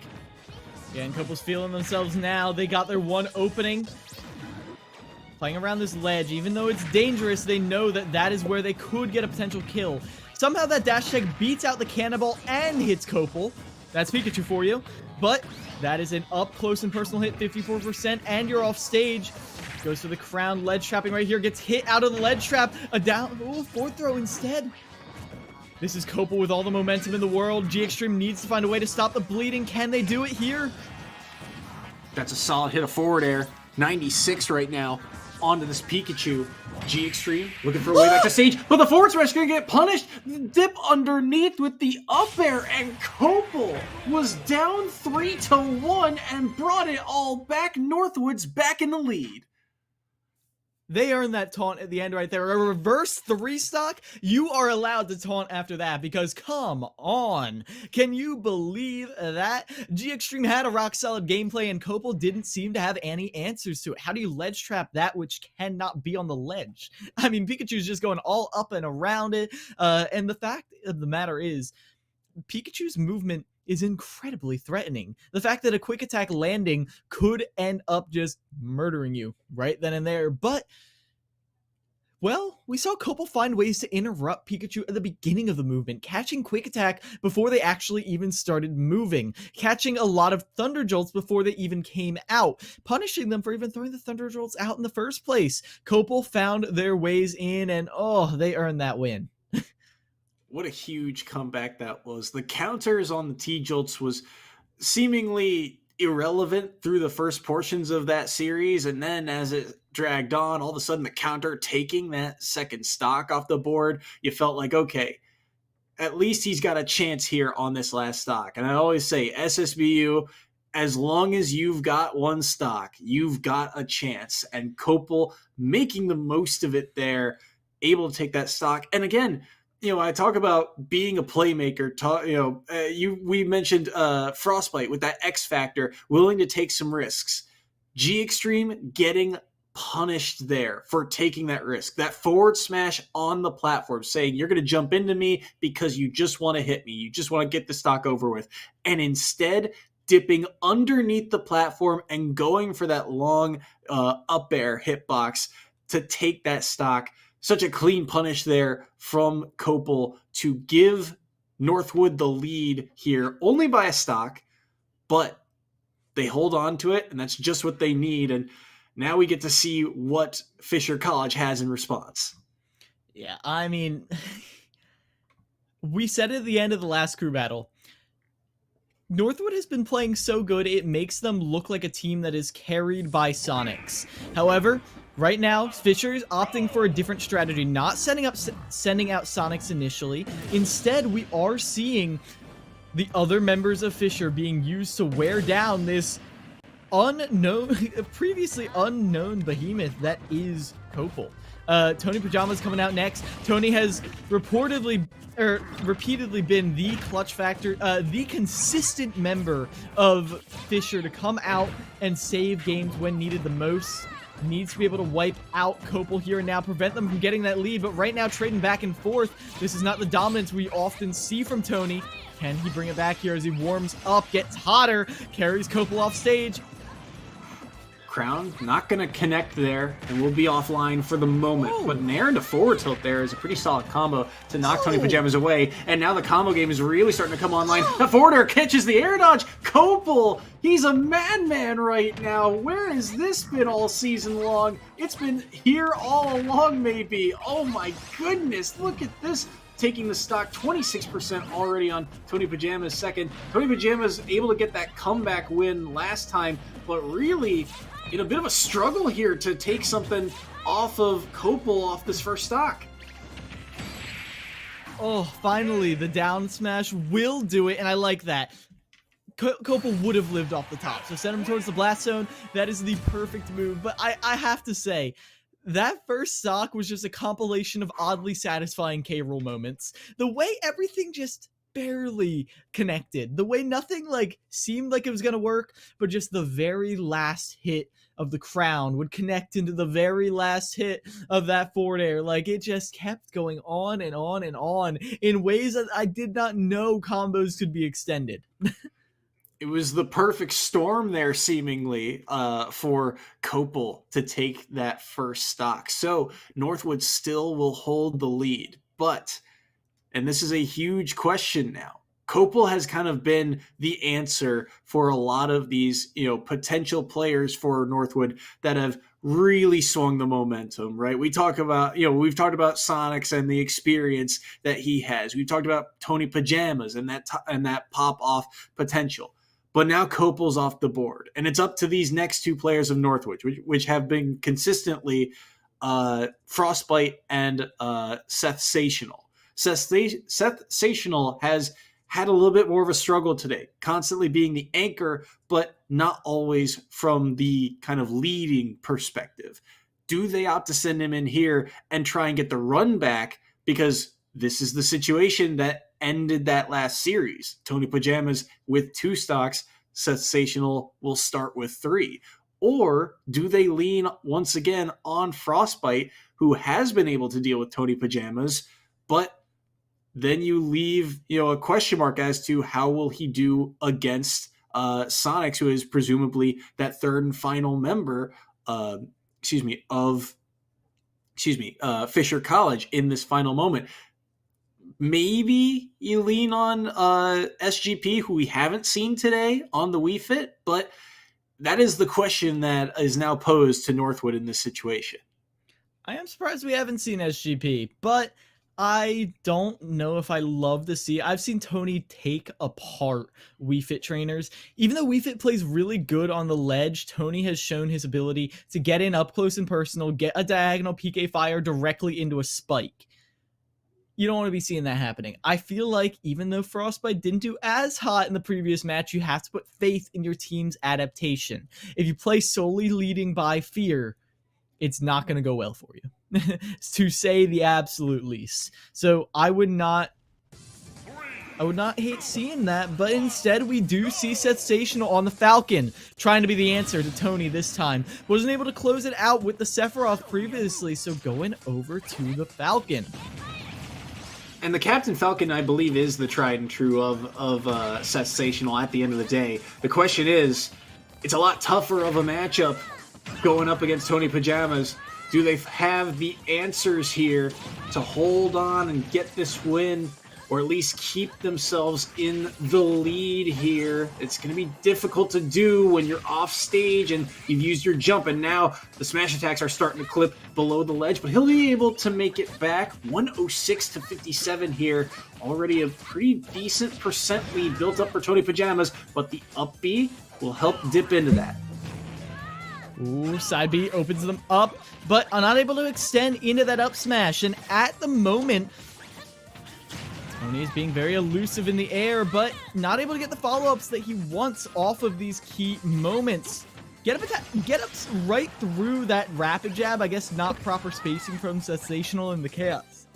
But ooh, that's a big option right here. But Tony just doesn't have the burst option to keep up with Captain Falcon at times. Not something I was expecting to see, but calling out that up B for the second time. You can't get away with that twice. Not at all. Back air, though, will be able to answer right back. Tony Pajamas getting caught there just moments after. So 2-1 now. The stock count in Sensational and Northwood's favor. These up smashes have been kind of thrown out at seemingly random times, trying to keep them in the air, but haven't always found their mark. And now you're getting double the side Bs from Tony Pajamas. That's a lot of percent once again. The Sensational starting to find these forward tilts. Gets the nair. Doesn't find the up smash again. Just trying to track down Tony Pajamas' landings. But oh my, he had the read too, but the tech roll out from Tony Pajamas at the last second gets him out of dodge. Ooh, nice use of the down tilt right there to send way far out, but calls out a very early, just preemptive forward air right there. I like not challenging there. Gets the gentleman as well from that edge guard opportunity right here, but Tony goes straight to ledge, rolls right on through Sensational. It's the stomp. Tony drifts way out, but I love how Sensational is not overextending right here. Perfect play in this latter half. Such a huge stock here for Sensational. If he can hold on to this one and take down Tony Pajamas, then he's got 2 stocks to try and get something onto Sonics. And he does! He's able to do it! The parry into the dash attack, just the last second of the hitbox, taking down Tony Pajamas. Northwood's doing it. Northwood is, we talked about how Fisher is the adaptation machine, how Fisher consistently goes through and might cut it a little close in the first crew battle and then comes back and dominates in the next ones. Right now, Northwood is showing they not only can keep up with Fisher College, they can stay ahead. Now, we do face the issue, the fact that there are 3 stocks on Sonics, and only 5 left on the side of Northwood. And we talked about how if anyone is favored in those circumstances, it is Sonics. Now, when the last time we said that, Sonics did end up falling to Copel, but Copel isn't there anymore. Copel was taken down by the other members of Fisher. I think this is Fisher's strategy, knowing that Copel was the only real answer to Sonics. So, up against the other 2 members, Frostbite and Sensational. They needed 3 stocks to just take 1 from Sonics. Can they bring this back? Can they make this look like an even game? With how hot Sensational was playing, it's possible, but I'm not sure, Soy.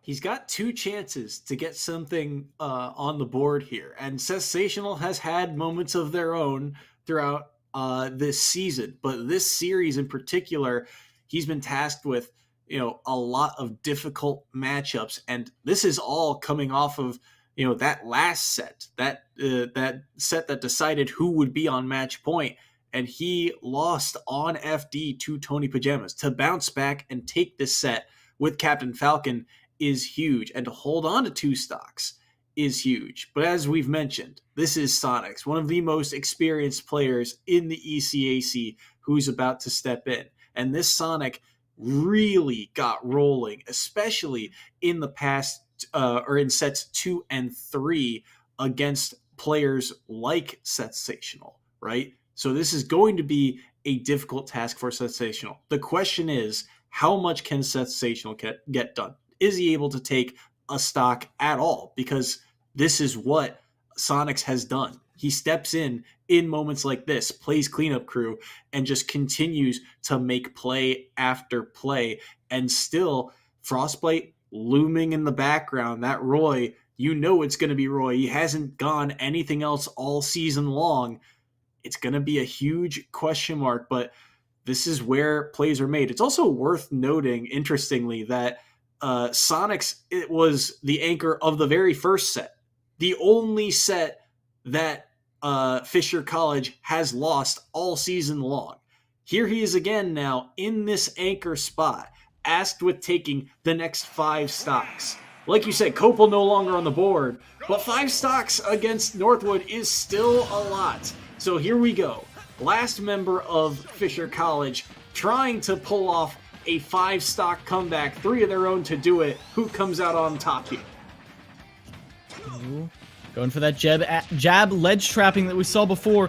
Reverse up B. Unfortunately, picked the right option, wrong direction. But right now, Sensational is keeping it even with Sonics, which is about all you need to do. If you're able to keep things even, get 2 stocks off the board, then, well, that's great. As we're seeing, that's not often what Sonics gets away with. That side B, down B is going to get caught, and the edge guard here is going to be dangerous. Finds the strong hit of back air to 93. Another early up B, but the fade around just enough to do so there. So Sensational able to make it back to stage here.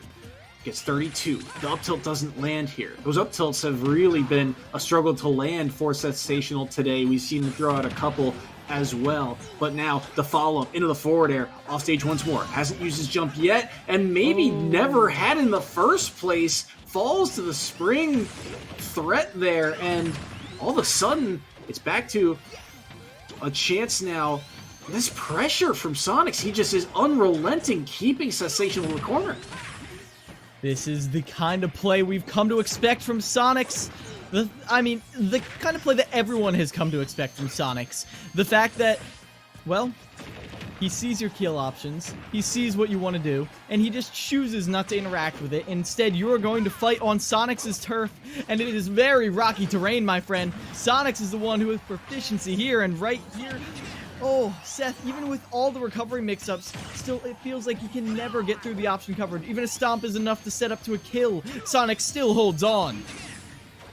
Huge stock here for Sensational. Can he give Northwood the edge on that third set because it feels like his stock right now is working on borrowed time. 135, down B back to stage, jab to knock him off, air dodge back to the ledge, doesn't find the up smash, won't find the up air either, but there, almost a chance, but no! The trade not going in his favor, the up air is not going to take the stock quite yet. He's back at the ledge. Sonic's looking for those back airs. A strong hit will do it at 156. But he's got to be careful here. He's at 82, and that up smash scoops. If it's able to beat out that side B, which it feels like that's what Sensational is banking on right now, it would potentially be the stock. He gets clipped by the down B once more. Nearly caught him with that up smash too because he went back on stage instead of the ledge. 90 to 162. Maybe a chance to go for another play around this ledge. The back air. Able to knock him off stage once more. Falling down. Up B doesn't catch him on his way back. Another down B, and now things are starting to look rough. But the Nair is going to take it. One stock off the board of Sonics, and 162 on Sensational. And Sensational actually lives through the ledge invulnerability. Oh, and gets away from the grab too. The most elusive last stock I think Sonics has dealt with throughout this league. Oh, Sensational has been sticking away, is actually out of the range a lot of Sonics' kill options. I would expect we might see like some forward smashes come out soon, like just going for like jabs at ledge. Sonics is actually struggling to get a hit in. Oh my gosh. I've never seen spin dash into forward air not connect. Finally, I think that was a trade on the down air. Sonics gets a hit. But Sensational has to applaud their own survivability right there. Captain Falcon is often lauded as a very predictable movement character. The fact that his turnaround is so long, and yet Sensational is able to use ambiguous movement, very strange drifts to get through Sonics' edge guarding time and time again. Great stuff overall from Sonics. from Sonics and Sensational there. Yeah. Sensational able to take a stock, so Northwood still holding the lead. But we've seen this before. A 3-2 stock count headed into the final match of a set, or of a crew battle between these two. It just happened in the previous crew battle. And we saw Tony Pajamas pull off the comeback, able to take down Sensational Sephiroth on FD. Now, a very different story. Frostbite will likely step in here with Roy going up against Sonics' Sonic. Now, the question is, Sonics is down a stock. Does he have it in him to take down Frostbite? We believe so, absolutely. But is that X factor, that Roy that we've seen take a couple of heavy swings, go for heavy reads? I mean, how many times have we seen him go for things like the delayed side B or the early side B kills at, 50, 60%, go for roll reads with forward smash? He's willing to be a little bit riskier. Does the coin flip his way on those reads now in the most pivotal of moments? Because if Sonics wins this, then Fisher College will have secured themselves the championship. It's up to Northwood to extend this series. No, we're getting right into it. I was about to try to hype it up, but Frostbite, this is a dire situation. This is the most dire straits you could be in. If Northwood loses this, it is Fisher's win. A win that they have been working hard for all semester, and even though they've had to work harder in this series than I think they ever have, right now, this is hard. That right there immediately demonstrated Sonics' ledge hang is below the jab ledge trapping. That means Sonics has to pick an option in order for Frostbite to get anything off of that jab. That's going to be something to watch for, because Frostbite, we know he loves that jab at ledge. We've seen it time and time again today. But look at the chase down right now. 95%, by the way, on Frostbite already, seemingly. That's a decent amount of rage, but not easy for Frostbite to make use of. It's hard to track down this Hedgehog. And look at this. Even now, the Nairs are starting to land. Side B, not going to be able to find its mark. And it feels like Frostbite, although Roy's a fast character, if these disjoints don't land, if it's not an easy setup, it feels like it's kind of one and done for Frostbite, whereas Sonics has all of the kind of control of the pace of the matchup here, even getting a grab into a back throw now. Upbeat interrupted by that spring, but then here we go. Frostbite goes in with that forward tilt. Opportunity for a kill right there. Goes for the jab, does not connect. Oh, you can see Sonics is so aware of the kill options. Forward throw. We're respecting them so hard. No tech on that spring, and that is the first stock down. Sonics already on the warpath to cleaning this up for Fisher. You can feel the tension between these two players. Frostbite is not taking any of those risks. He is waiting for Sonics to make a move when in disadvantage or to make a play, especially in neutral. Hold shield and just kind of wait to punish. Now the down B comes through, but instead of going for that fully forward slash, he instead goes for the downward angle to rack up that percent, knowing that the next strong hit could do it now, getting above that 100% marker. Up B's back to ledge here. He's at 16 and he'll be able to make it back cleanly, but maybe not so. The grab comes through. There's a forward air. Spring, not going to land quite yet. And now Frostbite, he's looking for a way to get a strong aerial hit here, but Sonics is just so difficult to track down in the sky. And now Sonics is controlling the ground as well, catching all of Frostbite's landings. It feels like Frostbite is barely able to stay on the ground, which with that sword you'd think it'd be a lot easier, but no. And one thing that is really hurting Frostbite is Roy's lack of lingering hitboxes. I like the attempts to use that side B, but otherwise Frostbite just has to be so precise. A lot more precise than Roy normally has to be. Good drift there by that up B to get around the spring. This is a good grab, but he's not going to be able to get too much off of it. Good wall jump there as well from Sonics to make it back. And the forward tilt sneaking underneath that neutral air. Homing attack's not going to track on. There's another forward tilt to get underneath. Speaking of getting underneath, he gets underneath the spring, but that's a jab. Doesn't get the strong hit of up air, though. That could have been the stock. And now, look at this percent. This is a dead even game. Whoever takes this will be on their last stock. That's a good forward throw. It's not going to take the stock quite yet. Spring will interrupt it. Air dodge used, and the up B is not tall enough. And all of a sudden, Sonics has the lead. Frostbite, they are on their last stock here. Going all the way across to preserve your ledge intangibility right here. Sonics well aware that Frostbite could just get a counter hit and take it all, so hits with a move that can't be counter hit too fast. 50% stacked on already, landing forward air, not on that side of the stage, that won't do anything. Uppy's right back to ledge, waits for it. This is so much percent that Frostbite has taken. 73 on their last stock in a must-win scenario here for Northwood. A forward air as well. They're at 92. Dash attack, they haven't landed yet. They finally are able to do so, but they're above 100% here, and they're still looking for a strong hit to take down Sonics. Remember, he started this match at 2 stocks. They have yet to drop one here against this Roy. It's a good tech, but he's too far away. No, he's able to make it back just barely. Nair clips him once again, and there's the up air from ledge. We saw that earlier to knock him away. There it takes the stock, but now it's last stock apiece. 146-0 here, and Sonics with a strong hit of back air, looking to chase him down. The spring interrupts him as he uses jump. He won't need to. The forward air comes through, and Sonics pulls off the comeback. Fisher College win the grand final. And that, oh, what a win it was. The fact that we saw Fisher College truly put to the test in a way we have never seen it before. We saw Sonics on the roster. We saw this is probably the strongest iteration of the Fisher roster we've ever seen. And yet, even with the fact that Fisher had prep time due to the fact that Fisher White played Northwood, even due to the fact that Northwood seemed to be down and out of it in that second crew battle, Northwood came back. Northwood kept it close. Last stock, both of those last 2 crew battles, but ultimately Fisher was just too far ahead for Northwood to catch up.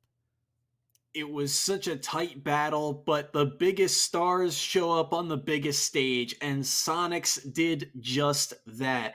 Down 5 stocks to 3, and pulls it off, able to take down Northwood.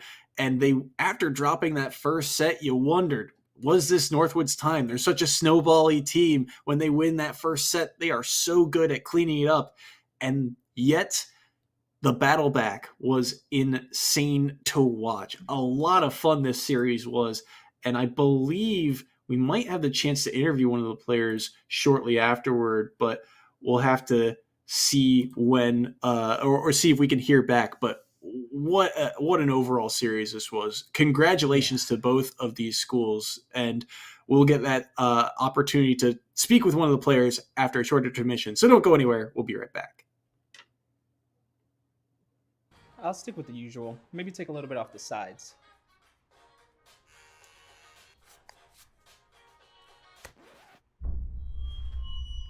Oh, that's fresh. The HyperX Cloud 2 Wireless. Legendary comfort goes wireless. Hey, watch your head. Y'all think too small, I got big dreams. You just starting, I'm way ahead at the end scenes. Started reading and dodging all of the quick schemes. Money like your Spotify, boy, I got 10 streams. And I'm still looking for more. My people, they got a sore. I'm putting that on the Lord. Ain't accepting, ignore, just kicking down all the doors. Guarantee you, boy, if I ask for it, it's gotta be real big. I gotta make it just for my kids and for their kids' kids. That's wealth years and years. Promise my brother soon as he out and finished his bid, we finna do it bigger than anybody ever did. The odds is real big. Jobs that's real big. Satan trying a little, my God is real big. Stayed up on the grind on the cars is real big. I gotta do it big, the only way that I can live. And I promise I'm trying to. Before you count me out, homie, let me remind you. They was blocking the shine, now I think it's my time to. Counting them dollar signs like lights, they'll blind you. Let me rewind to. Back when I was broke and I couldn't acquire 2 cents. And now I got 2 rents. They was sleeping on me, homie, must have got too big. Call my phone, I be like, who this? Damn right, hell yeah, I'm brand new. Smell like can too. I'm fresh forever like canned food. Try and tell me what I can't do. I wanna see the world, my vision on Shamu. That mean I got goals that's real big, foes that's real big. Your offer too little, sorry, my soul is real big. Coming into the ring with blows that's real big. I gotta do it big, that's the only way I can live.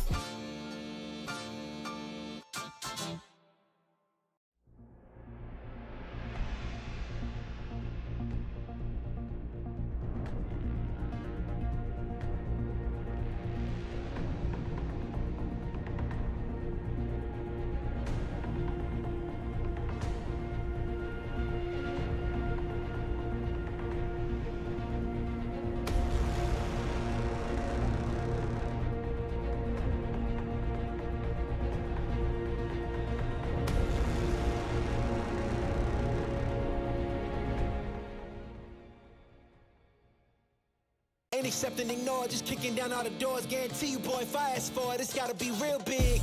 I gotta make it just for my kids and for their kids' kids. That's wealth years and years. Promise my brother soon as he out and finished his bid, we finna do it bigger than anybody ever did. The odds is real big. Jobs that's real big. Satan trying a little, my God is real big. Stayed up on the grind on the cars is real big. I gotta do it big, the only way that I can live.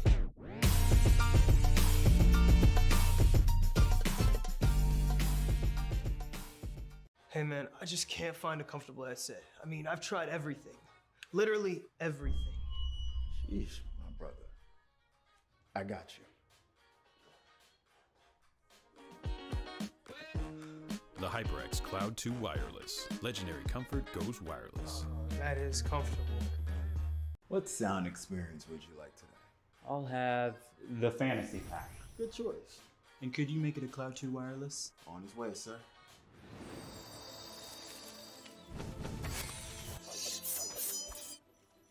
Sounds amazing. The HyperX Cloud 2 Wireless. Legendary comfort goes wireless.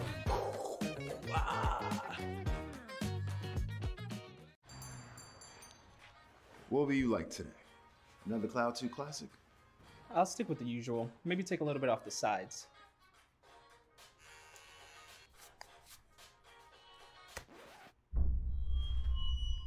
Oh, that's fresh. The HyperX Cloud 2 Wireless. Legendary comfort goes wireless. Hey, watch your head. Y'all think too small, I got big dreams. You just starting, I'm way ahead at the end scenes. Started reading and dodging all of the quick schemes. Money like your Spotify, boy, I got 10 streams. And I'm still looking for more. My people, they got a sore. I'm putting that on the Lord. Ain't accepting, ignore, just kicking down all the doors. Guarantee you, boy, if I ask for it, it's gotta be real big. I gotta make it just for my kids and for their kids' kids. That's wealth years and years. Promise my brother soon as he out and finished his bid, we finna do it bigger than anybody ever did. The odds is real big, jobs that's real big. Satan trying a little, my God is real big. Stayed up on the grind on the cars is real big. I gotta do it big, the only way that I can live. And I promise I'm trying to. Before you count me out, homie, let me remind you, they was blocking the shine. Now I think it's my time to. Counting them dollar signs like lights, they'll blind you. Let me rewind to back when I was broke and I couldn't acquire 2 cents, and now I got 2 rents. They was sleeping on me, homie, must have got too big. Call my phone, I be like, who this? Damn right, hell yeah, I'm brand new. Smell like can too. I'm fresh forever like canned food. Try and tell me what I can't do. I wanna see the world, my vision on Shamu. That mean I got goals that's real big, foes that's real big. Y'all offer too little, sorry, my soul is real big. Coming into the ring with blows that's real big. I gotta do it big, that's the only way I can live.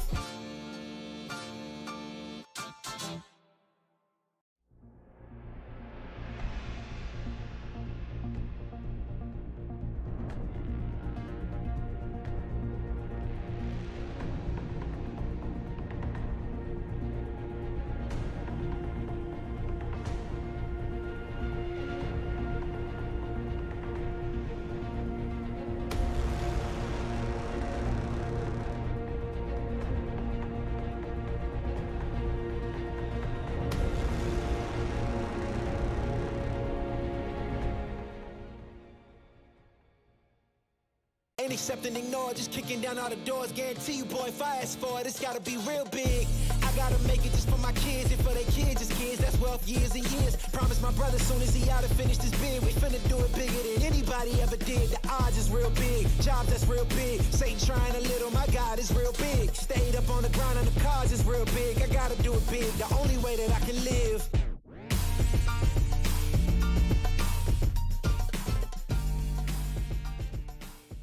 Hey man, I just can't find a comfortable headset. I mean, I've tried everything. Literally everything. Sheesh, my brother. I got you. The HyperX Cloud 2 Wireless. Legendary comfort goes wireless. That is comfortable. What sound experience would you like today? I'll have the fantasy pack. Good choice. And could you make it a Cloud 2 wireless? On his way, sir.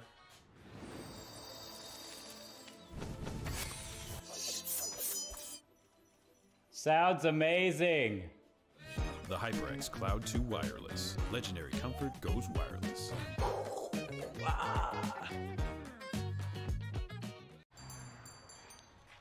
What will you like today? Another Cloud 2 classic? I'll stick with the usual. Maybe take a little bit off the sides.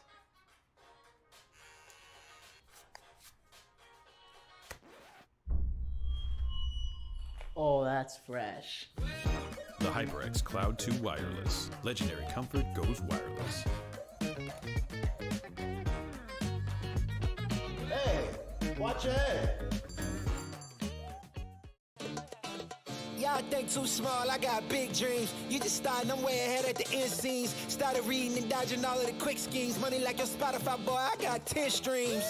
And I'm still looking for more. My people, they got a soar, I'm putting that on the Lord. Ain't accept and ignore, just kicking down all the doors. Guarantee you, boy, if I ask for it, it's gotta be real big. I gotta make it just for my kids and for their kids' kids. That's wealth years and years. Promise my brother soon as he out and finished his bid, we finna do it bigger than anybody ever did. The odds is real big, jobs that's real big. Satan trying a little, my God is real big. Stayed up on the grind on the cars is real big. I gotta do it big, the only way that I can live.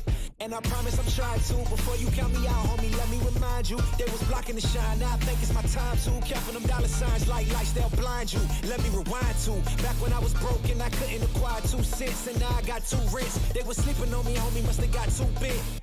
Call my phone, I be like, who this? Damn right, hell yeah, I'm brand new. Smell like can too. I'm fresh forever like canned food. Try and tell me what I can't do. I wanna see the world, my vision on Shamu. That mean I got goals that's real big, foes that's real big. Y'all offer too little, sorry, my soul is real big. Coming into the ring with blows that's real big. I gotta do it big, that's the only way I can live.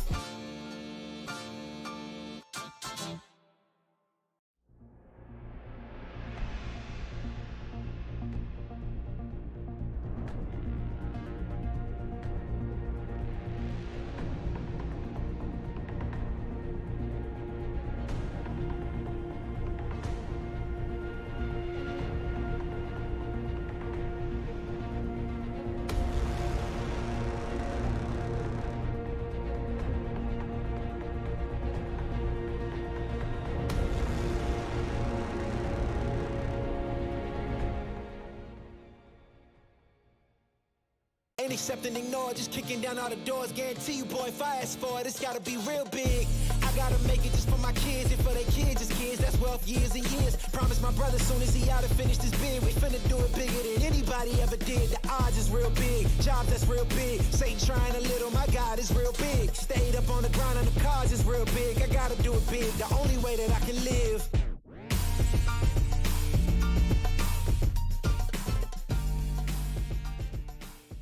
Hey man, I just can't find a comfortable headset. I mean, I've tried everything. Literally everything. Sheesh, my brother. I got you. The HyperX Cloud 2 Wireless. Legendary comfort goes wireless. That is comfortable. What sound experience would you like today? I'll have the fantasy pack. Good choice. And could you make it a Cloud 2 wireless? On his way, sir.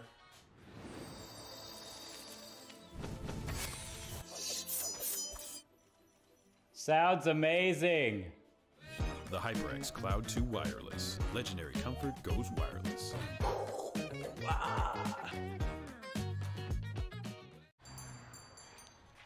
What will you like today? Another Cloud 2 classic? I'll stick with the usual. Maybe take a little bit off the sides.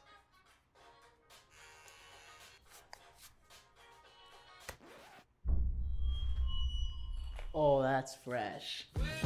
The HyperX Cloud 2 Wireless. Legendary comfort goes wireless. Hey, watch your head. Y'all think too small, I got big dreams. You just starting, I'm way ahead at the end scenes. Started reading and dodging all of the quick schemes. Money like your Spotify, boy, I got 10 streams.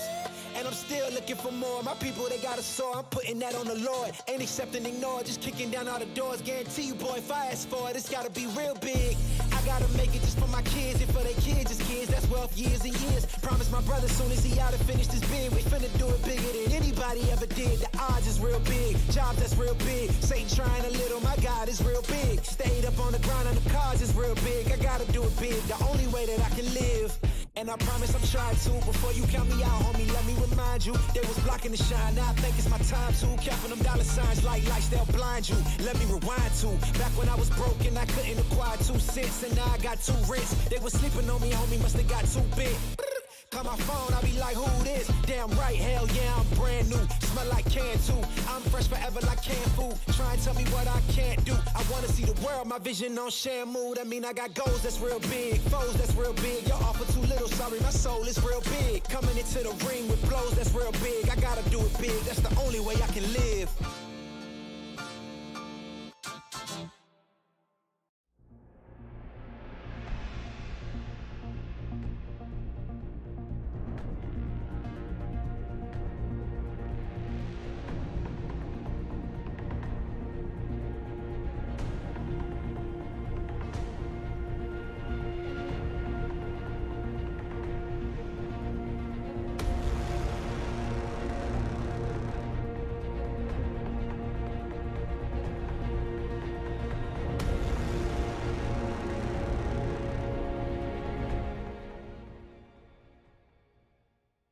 Ain't accept and ignore, just kicking down all the doors. Guarantee you, boy, if I ask for it, it's gotta be real big. I gotta make it just for my kids and for their kids' kids. That's wealth years and years. Promise my brother soon as he out and finished his bid, we finna do it bigger than anybody ever did. The odds is real big, jobs that's real big. Satan trying a little, my God is real big. Stayed up on the grind on the cars is real big. I gotta do it big, the only way that I can live.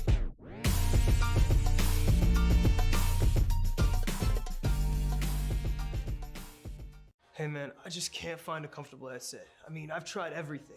Literally everything. Sheesh, my brother. I got you. The HyperX Cloud 2 Wireless. Legendary comfort goes wireless. That is comfortable. What sound experience would you like today? I'll have the fantasy pack. Good choice. And could you make it a Cloud 2 wireless? On his way, sir.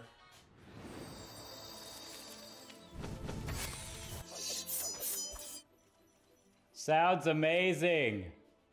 The HyperX Cloud 2 Wireless. Legendary comfort goes wireless.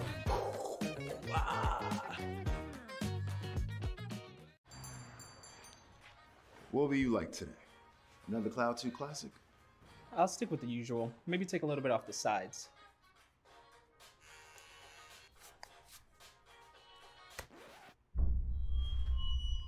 Oh, that's fresh. The HyperX Cloud 2 Wireless. Legendary comfort goes wireless. Hey, watch your head. Y'all think too small, I got big dreams. You just starting, I'm way ahead at the end scenes. Started reading and dodging all of the quick schemes. Money like your Spotify, boy, I got 10 streams. And I'm still looking for more. My people, they got a soar, I'm putting that on the Lord. Ain't accepting, ignore, just kicking down all the doors. Guarantee you, boy, if I ask for it, it's gotta be real big.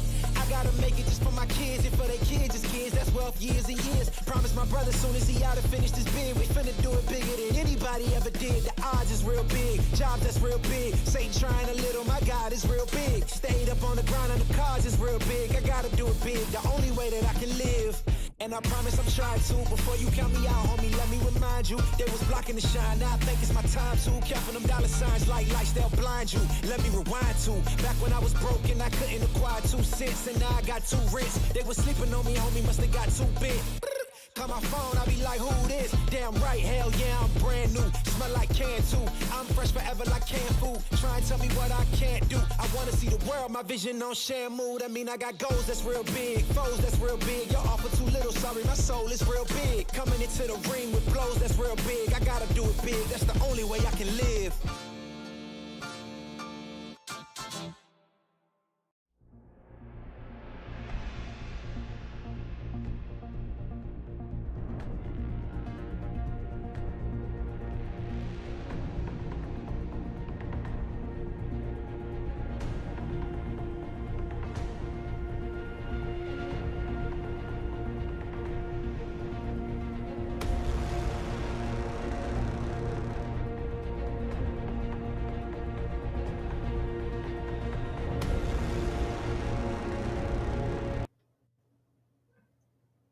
Hello, everyone, and welcome back to the ECAC SSBU Division A Grand Finals, where we just saw Northwood fall in a 3-1 series to Fisher College. A perfect season, and they get the job done in the last moments. I mean, what a series it was. These crew battles, they were so tightly knit, but there were some huge difference maker plays throughout that series.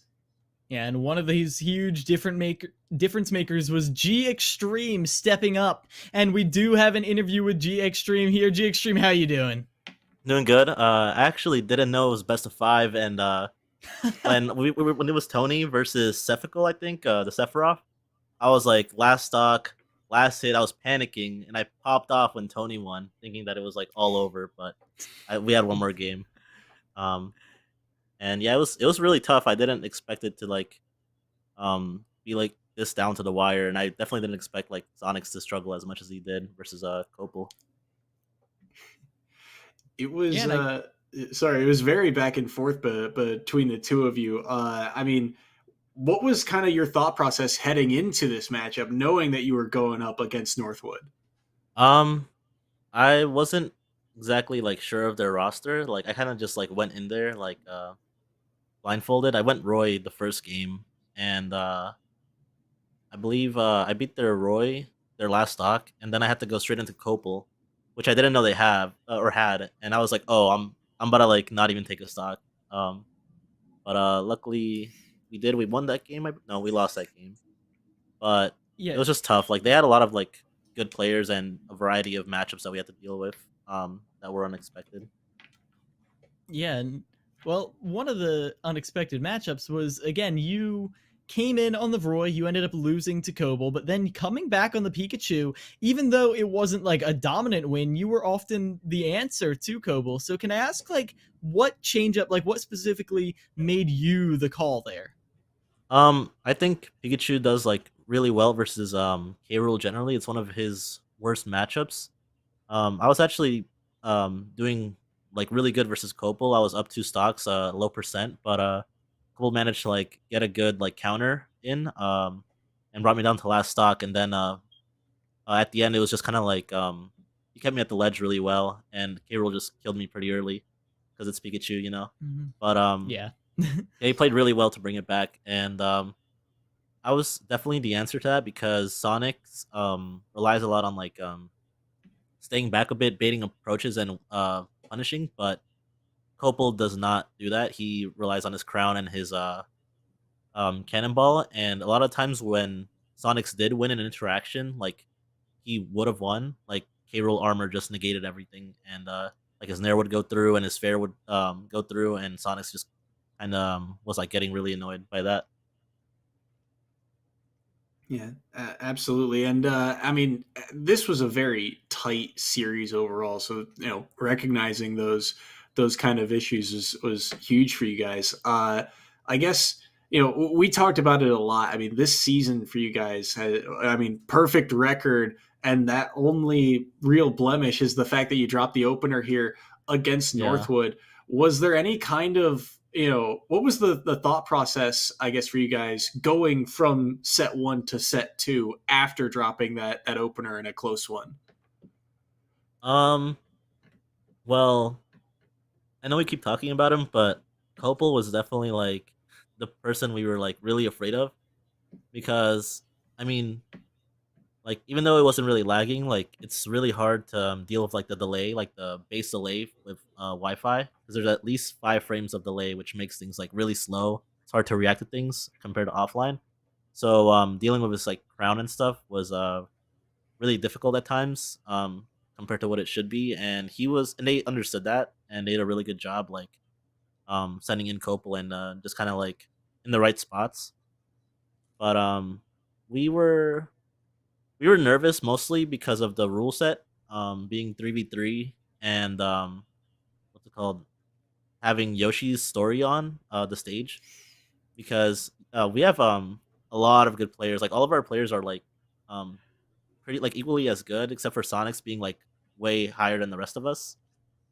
And 3v3 was really in their favor because like at some point their players their skill level slowly drops off, but for us we're like really consistent. Um, so 3v3 is definitely like a nerf on us, which was a bit scary. Yeah, understandably so.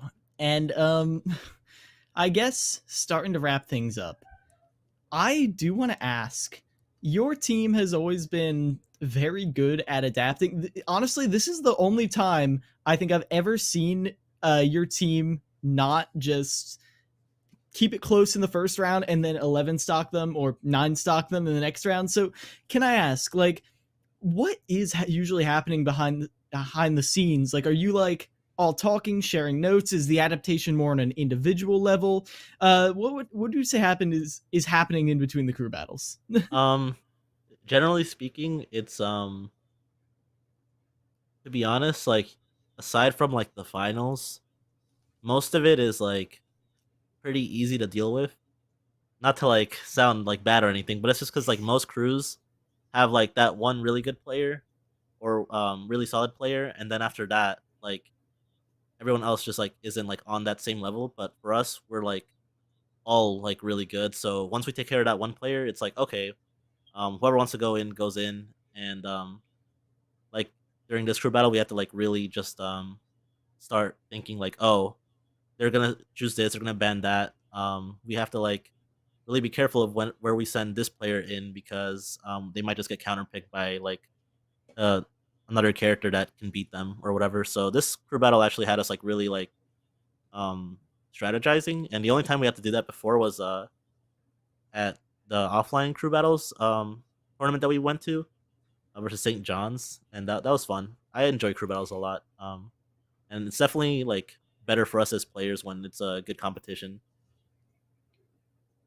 This was certainly good competition. I mean, Northwood, a very strong squad in your own right. But I mean, you guys, let's talk about kind of a broad scope here.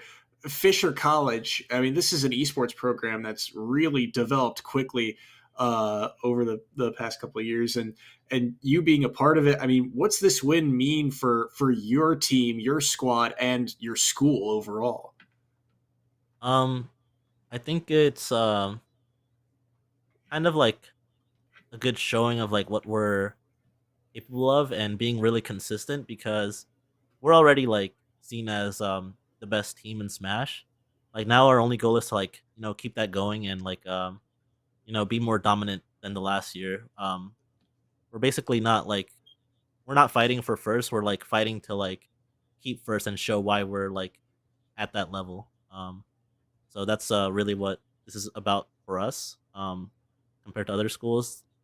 And yeah, the program is very nice. I was hit up by Aaron, and he contacts players that are really good that are going into college, and he offers them, a place to compete. And yeah, it's just been a good time. No complaints here.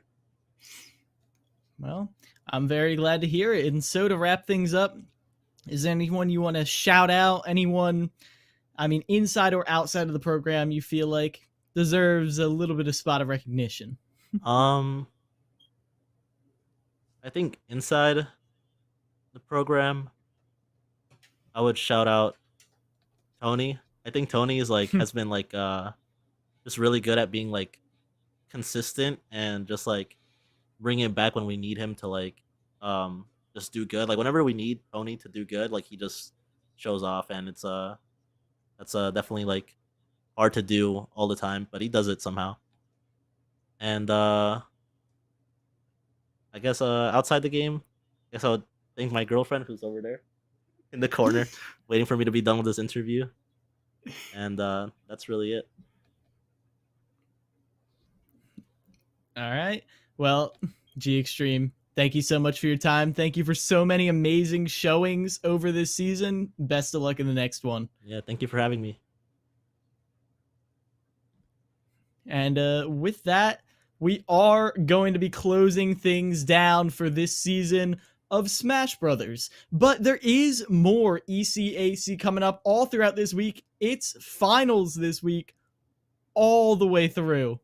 And you need to be sure that you are listening in for that. So tomorrow at 8 p.m. there is going to be the Valorant ECAC finals. So be sure to tune in then. It's going to be another amazing match, and I think Fisher's in that one too. So with all that being said, I have been Keela Miles. This has been Soy. It's been a great season. We'll see you in the next one.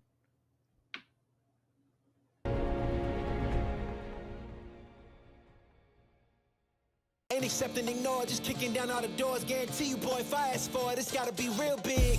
I gotta make it just for my kids, and for their kids, just kids. That's wealth years and years. Promise my brother soon as he out and finished his bid, we finna do it bigger than anybody ever did. The odds is real big, jobs that's real big. Satan trying a little, my God is real big. Stayed up on the grind on the cars is real big. I gotta do it big, the only way that I can live.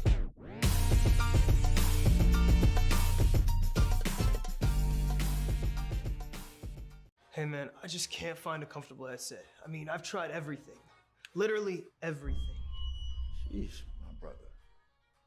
I got you. The HyperX Cloud 2 Wireless. Legendary comfort goes wireless. That is comfortable. What sound experience would you like today? I'll have the fantasy pack. Good choice. And could you make it a Cloud 2 wireless? On his way, sir.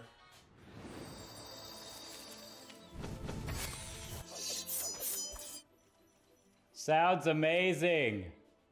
The HyperX Cloud 2 Wireless. Legendary comfort goes wireless.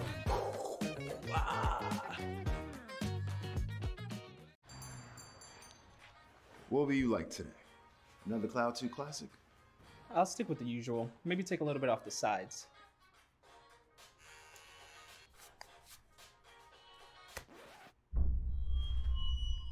Oh, that's fresh. The HyperX Cloud 2 Wireless. Legendary comfort goes wireless. Hey, watch your head.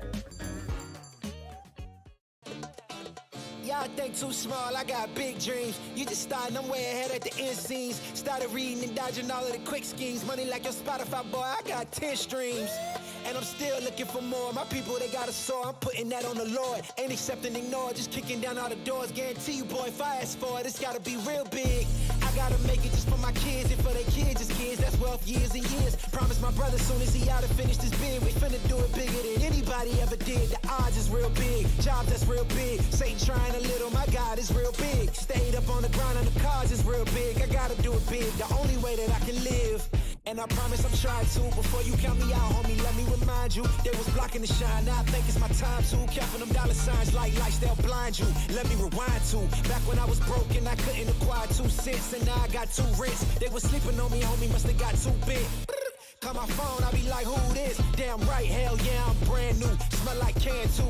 I'm fresh forever like canned food. Try and tell me what I can't do. I wanna see the world, my vision on Shamu. That mean I got goals that's real big, foes that's real big. Your offer too little, sorry, my soul is real big. Coming into the ring with blows that's real big. I gotta do it big, that's the only way I can live.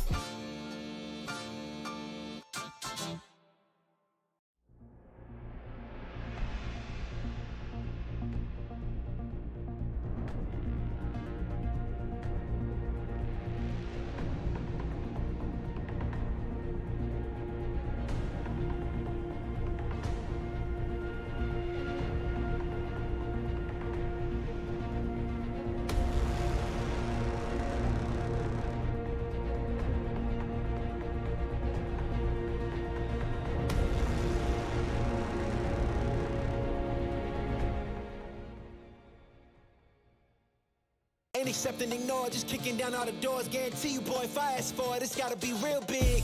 I gotta make it just for my kids and for their kids' kids. That's wealth years and years. Promise my brother soon as he out and finish this bid, we finna do it bigger than anybody ever did. The odds is real big, jobs that's real big. Satan trying a little, my God is real big. Stayed up on the grind on the cards is real big. I gotta do it big, the only way that I can live.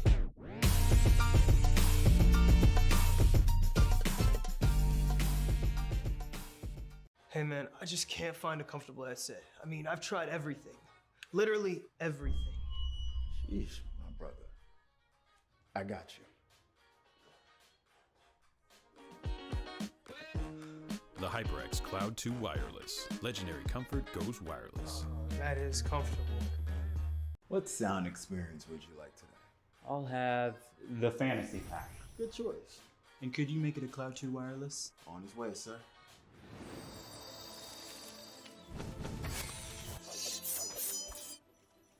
Sounds amazing. The HyperX Cloud 2 Wireless. Legendary comfort goes wireless. Wow.